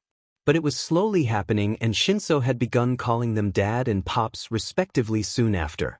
None of that was even mentioning that they supported his dream of being a hero, which hadn't happened before. They had found out by accident when the teen had accidentally left his school choices on the dining table. His pops had found it and, after seeing the UA Hero course and General Education courses written as his top 2 choices, they spoke to him about it. As UA teachers, they weren't allowed to play favorites or leak the entrance exams to him. However, they did warn him that, based on information from past examinees, there was a bias towards strong, physical quirks. They also said that his dad had used a little-known rule in his first year that allowed a different course student to switch to the hero course if they rank high enough in the sports festival. Shinso had made a plan then. While he would try out for both, he would also begin to train with both parents to ensure he could place high in the festival just in case. No matter what it took, however, he would get into the hero course. He was asleep before he made his late-night tea. The greenette tightened his grip on his yellow backpack. Staring up at the large staircase, it felt like some sort of dream. Forget going to UA, just the act of being on campus was enough to fill him with a jumble of emotions. Apprehension, joy, and, surprisingly, resentment. The last surprised Izuku. He had looked forward to trying out for UA for years, but now that he was there, he couldn't help but feel a spark of bitterness. This school was said to have the best hero and support courses in the country, and one of the best general education courses. So why stop a whole minority from taking part? And why did it never turn up in the media?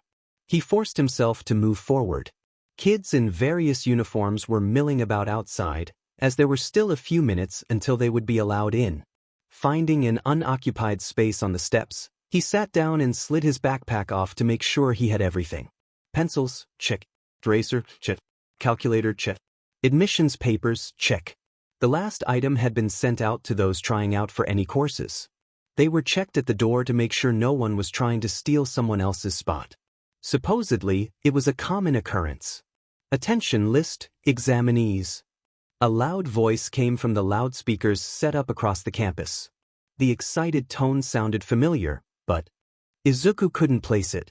Those taking the general education exams will now be allowed in the building. If you're here for the business course or support course, your examinations will be held at the time on your papers. You're free to wait outside or in the lecture halls. Heart beating fast, Izuku stayed seating. He watched as the other student hopefuls crowded to get in, some of them shoving each other accidentally, or maybe it was on purpose, and decided to wait until it calmed down slightly.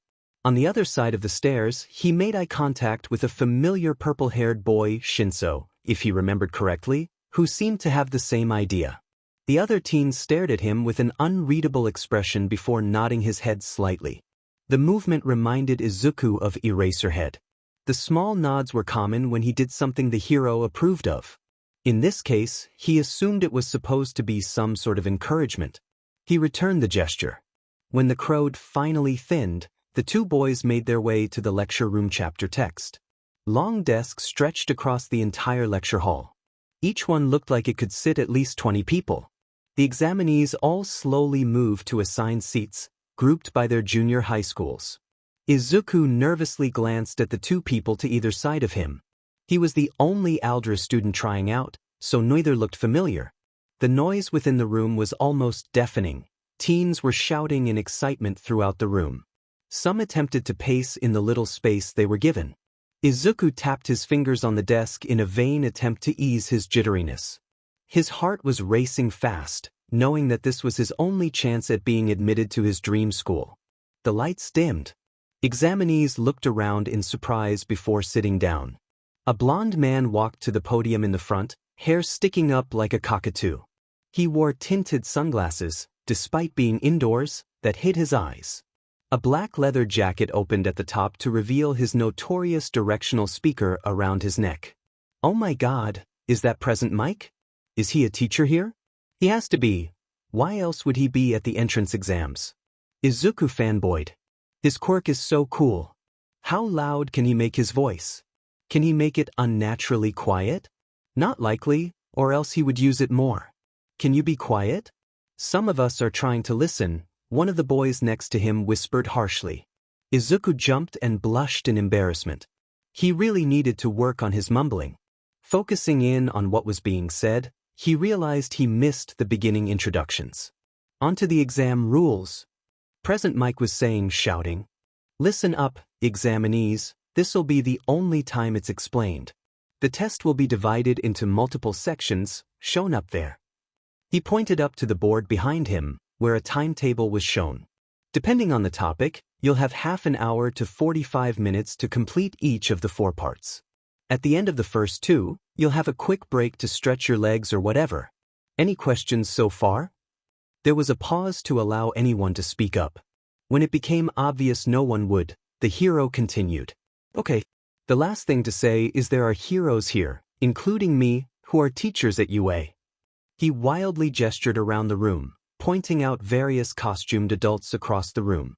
Izuku didn't have the best view, but he was certain two of them were Midnight and Ectoplasm. We'll be around the room and we'll be watching to make sure no cheating is happening. If any of us see you, you'll automatically be barred from UA and other hero schools that offer a general education course. There should be a folder on the rack beneath your seats. Take out the packet labeled General Math, and keep it face down until the timer starts. Again, the teachers will know if you try to cheat. You'll have 45 minutes for this portion. Izuku bent over and grabbed the folder, eagerly opening it. As soon as the timer started, he flipped the packet over and started reading the first problem. It was a basic algebra problem to start. He quickly solved for x and went on. The next was significantly harder, but he still answered it with relative ease. He started to calm down slightly, finding a rhythm in the work. It was nothing he hadn't learned in school before. As promised, the examinees were given time halfway through the exam to use the restroom, stretch, or whatever else they needed to do. Most stayed in the lecture hall. Izuku pushed his chair back, lacing his fingers together and stretching them above his head. The kids on either side of him had already cleared away, leaving him with some extra space. Overall, he felt pretty good so far.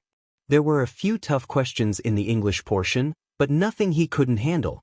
As for the math portion, it had always been one of his best subjects, whether it was algebra, geometry, or something else. He had breezed through it quickly and without too much difficulty. This seat taken? Izuku yelped and turned to the right. The purple-haired boy he kept running in there was pointing at the seat next to him. Someone was sitting there. Well, obviously, all the seats were taken, but they left for now and dash. He cut himself off from rambling too much and finished lamely, and not right now, but they'll come back. Shinso shrugged and pulled the seat out to sit down. Noticing Izuku's confused look, he gestured to a large group of kids near the front of the room. They were crowding where I was. Besides, you're currently the most tolerable person in this room. Midoriya, right? Thanks? I think? And yeah, that's me. And you're Shinso? The other teen hummed in confirmation, leaning his head back and closing his eyes. There was a silence between them before Izuku, who felt like he should keep the conversation going, asked, "So why are you trying out for general education?" Shinso blinked his eyes open and turned his head awkwardly to look at the greenette. He stared with an unreadable emotion. Why did he remind Izuku so much of Eraserhead? Before saying, "I'm planning on going into the hero course. This is just a backup." Ignoring the slight sting of jealousy, Izuku's face lit up. Really? That's so cool. What's your quirk, if you don't mind me asking? I'm sure you'll get in regardless of what it is. Of course, brainwashing. The greenette blinked at the interruption. Shinso was looking at him with a hard expression now, as if purposely trying to make it unreadable. He was gauging his reaction, Izuku realized. That's so interesting. Is it touch-based, voice-based, or something else? I can imagine a lot of situations where it would be useful, especially if you go into underground work and keep it hidden. There are a few cases he stopped himself from saying that I helped stopped, that I've heard of that could use something like that. Shinso blinked in surprise, apparently not expecting that reaction. In a slightly dumbfounded voice, he replied, It needs a response. If I ask a question with the intent to use my quirk and they answer, I get more or less full control until I turn it off. Izuku's hands itched to grab a notebook, but he hadn't brought one with him. Instead, he mimed writing notes down, which he found helped him remember his thoughts. Interesting. There are a few skills I can think of that could help you in a hero setting. Learning how to copy others' voices would help in situations where you don't want to reveal yourself, or if your opponent already knows about your quirk. That, combined with throwing your voice, would be pretty useful. Does it have to be phrased as a question, or do you just need a questioning tone of voice? How long does it last? How many people can you use it on at a time, and how detailed can you make your instructions? What's the distance restrictions? If you know how their quirk works, can you make them use it? What Izuku cut himself off, finally realizing he was rambling. Sorry, Those are probably too prying. Sorry. The purple-haired teen could only shrug. How about you? What's your quirk? Oh well dash. All right examinees. Present Mike was in the front again. Please make your way back to your seats so we can finish this up. Shinso stood up and turned around heading back to his seat. Before he got too far, he paused and glanced over his shoulder.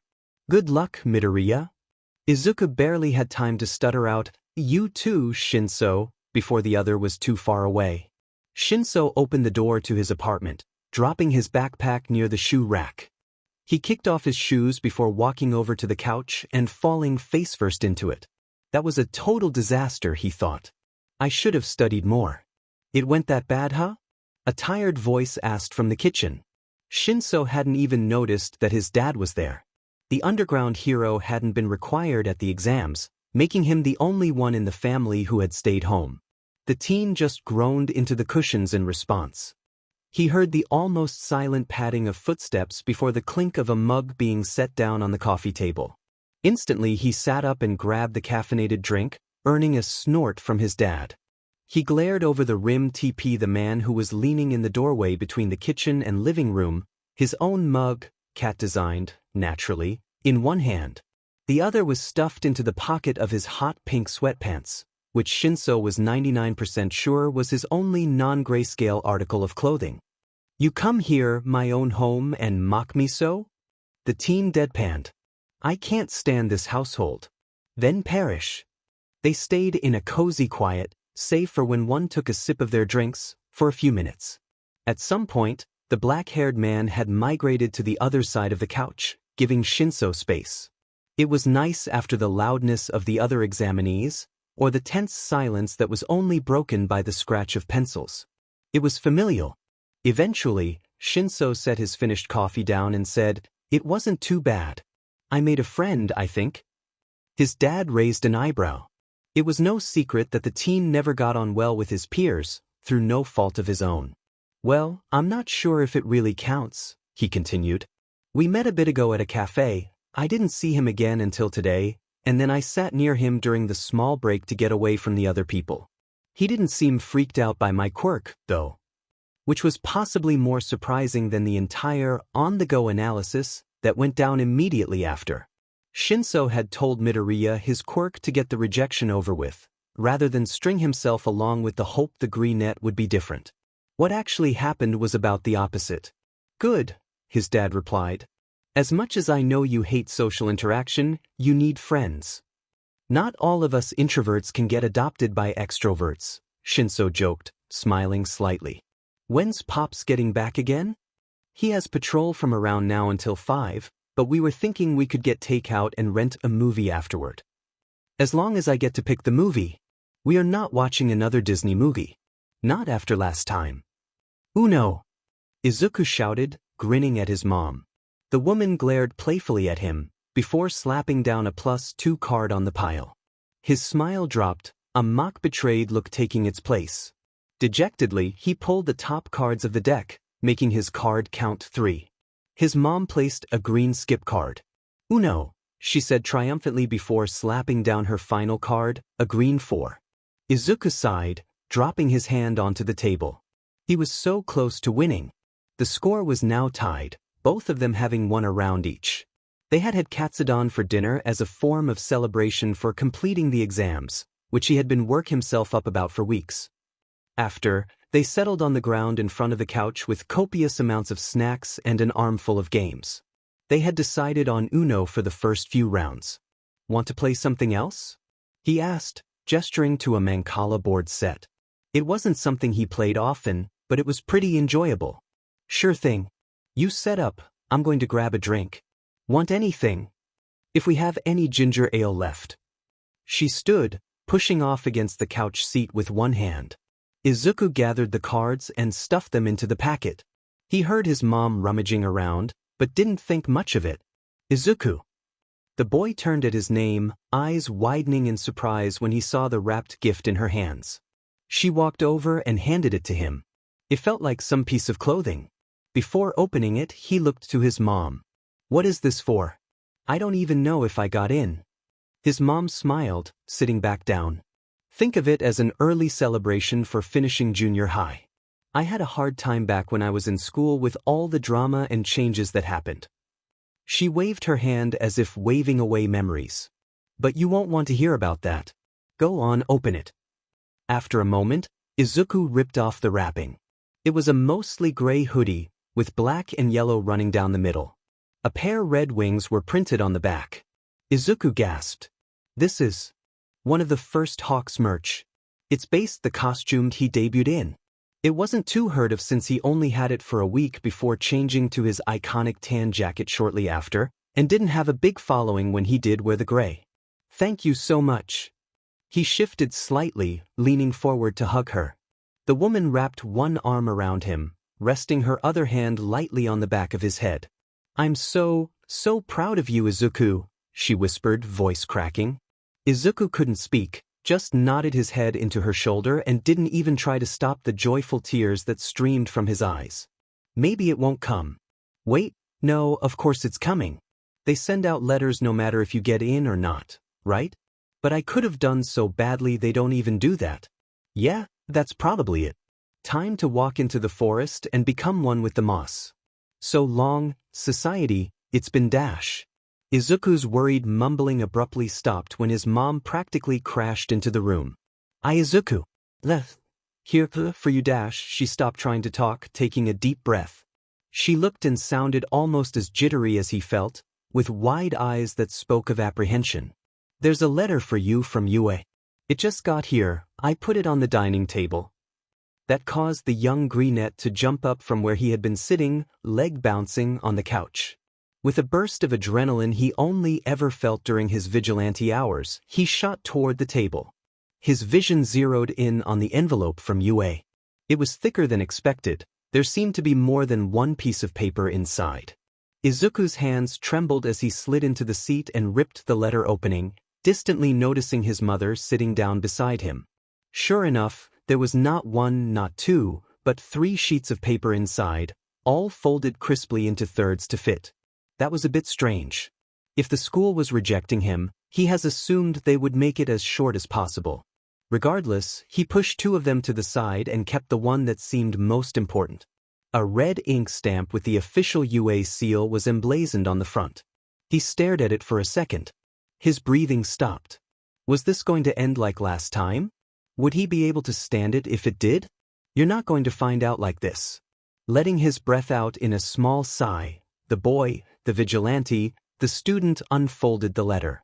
Midori-kun, thank you for your interest in the general education program. We here at UA would like to formally welcome you to Class 1C. After looking over your academic achievements, as well as your scores on the official UA entrance exam, you have been selected, along with 59 of your peers, to be part of our newest general studies year. Attached with this letter is a list of items you will need for the school year, along with a form that needs to be filled in for size specifications on your school uniform. Please send the completed form back to the return address on the envelope by the end of the week. Uniforms will be shipped to arrive the week before the first term starts. Plus Ultra. The paper slipped from Izuku's numb hands, yet his eyes stayed glued to the place it was before. Izuku? Are you all right? Tears gathered in his eyes, quickly spilling onto the table as he pushed the acceptance letter towards his mom. There was a beat of silence before she practically tackled him in a side hug, her own eyes wet. Oh, Zuko, I'm so proud of you. You worked so hard for this, she cried. The younger greenette shifted in her arms to wrap his own around her, not bothering to wipe his eyes. A grin, fiercer than he ever had before, worked its way onto his face and refused to leave. It wasn't the hero course, but he was going to UA. They sat there for a few minutes, hugging, only disentangling themselves when it was time to make dinner. Izuku was left to his thoughts, which naturally turned into him theorizing. I wonder who's going to be teaching. Present Mike for one, who else was at the exams? He began muttering without realizing. Ectoplasm and Midnight, right? I think I saw Snipe as well. Who? You seem chipper tonight. The bored tone of the underground hero cut through the quiet air, causing Watcher to jump slightly. Turning, he locked eyes with Eraserhead before quickly angling his view down slightly, deciding to focus on his nose. Eraserhead was in the middle of the small rooftop, managing to sneak up on the boy despite Watcher's practiced awareness. Realizing the man was expecting a response, he said, "Why, guess I am. Got some pretty good news today, so I am pretty excited. Nervous too, but mostly excited." The snarky attitude that always let itself be known during his time as a vigilante rarely seemed to take control whenever he talked to the hero. His stutter wasn't as bad as it was during school, but Watcher still winced slightly at the slight stammer in his voice. Eraserhead hummed at that, coming to stand by the edge with the vigilante, not within arm's length, never that close. He glanced at the vigilante before turning his head to look over the street below. His slouched posture coupled with his hands being shoved into his pockets suggested he was relaxed, but the greenette knew the hero would never let his guard down on patrol. "That looks like it was a nasty bruise. Some villain get the drop on you?" Watcher raised a hand to where the bruise from Kaken had almost entirely faded. The only testament to its existence left was a yellowish circle. "Something like that?" he muttered. The hero raised an eyebrow at that, but thankfully let it drop. Unfortunately, he decided to bring up a more uncomfortable topic, if that was possible. "Listen, problem child dash." Watcher tensed at the name. Eraserhead seemed to notice and amended his wording. "Watcher, you're a good kid. You're smart. You can analyze a situation and use it to make improvements. Your fighting technique is lacking, but you make up for it in speed and evasion. However," he continued, seemingly uncomfortable with what he was about to say, "you can't keep doing this." The greenette automatically took a step back at those words. The hero hadn't tried anything since the first night, but he didn't want to risk anything. "What do you mean?" "I think you know what I mean." Eraserhead gestured to all of Watcher. "Running around in the dead of night. Picking fights with people at least twice your size. Being a vigilante." "But I'm helping people." Anger took hold of Watcher then, and his words became more forceful. "I won't stop, Eraserhead. This is my chance to make a difference. My only chance. Don't you think that if I could be a hero, I would have? If I could go down literally any other path, I would have? But no, I couldn't. All because other people saw a dash." He clamped his mouth shut before he could continue. He wasn't entirely sure how he was going to finish that sentence. A quirkless loser? A stupid Deku? A no-good, whiny brat who took a spot in a classroom meant for someone with a useful quirk. That doesn't matter. What matters is this is my choice, my decision. This is how I help people. The mini-tirade seemed to have surprised Eraserhead because he stayed quiet for a few seconds. When he spoke, it was softer, slower. Caring, maybe, though it was hard to tell under the ever-present mask of boredom. "Kid," he hesitated before continuing, "did I get it, okay? Growing up with a quirk others decide are bad and villainous isn't easy. There are other options, though." This certainly wasn't what Watcher expected to happen tonight. It seemed he inadvertently made the hero come to the conclusion he had some sort of hated quirk. That's okay, he could work with that. If you're in a different course at a hero school, you can transfer to the hero course if you impress your teachers enough. Even if you aren't, there's a possibility to transfer schools, then transfer courses. Hell, there's even the Vigilante Rehabilitation Program. I wouldn't recommend it as a first option, since it was made with adults who have full responsibility in mind, but it's there. Transfer courses? The explanation threw Watcher for a loop. Whatever reaction to his rant he was expecting, it wasn't that. "What did you mean, transfer courses?" "I mean that this isn't your only option, Pro Watcher," Eraserhead easily replied. "You want, or wanted at least, to be a hero, right? Back when I was a student, I went to UA. There, if a non-hero student does well in the sports festival and impresses their teachers, they have the chance to transfer to one of the hero classes." Watcher felt his eyes widening, hands going slack. If the hero noticed his shock, he didn't show it as he continued, "I'm not sure what the rules are in other hero schools, but I know they're required to have a similar option. And with the potential you have, kid? They'd be idiots not to want you in." His anger left as suddenly as it came, and hope rose in his chest. Watcher quickly squashed it down. Instead, he crossed his arms in front of his chest. "Sure. Maybe.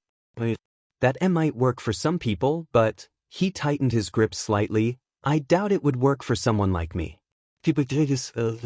You know how they are. As if a teacher would want to help me. You'd be surprised, the hero refuted. It's how I got here. The boy's eyes widened in surprise. He had always assumed Eraserhead breezed through whatever the entrance exams were. The thought that he, one of the most efficient underground heroes, had to fight for his hero education just felt wrong. The hero sighed at Watcher's silence. Just tell me you'll at least think about it. His throat burned as he choked out,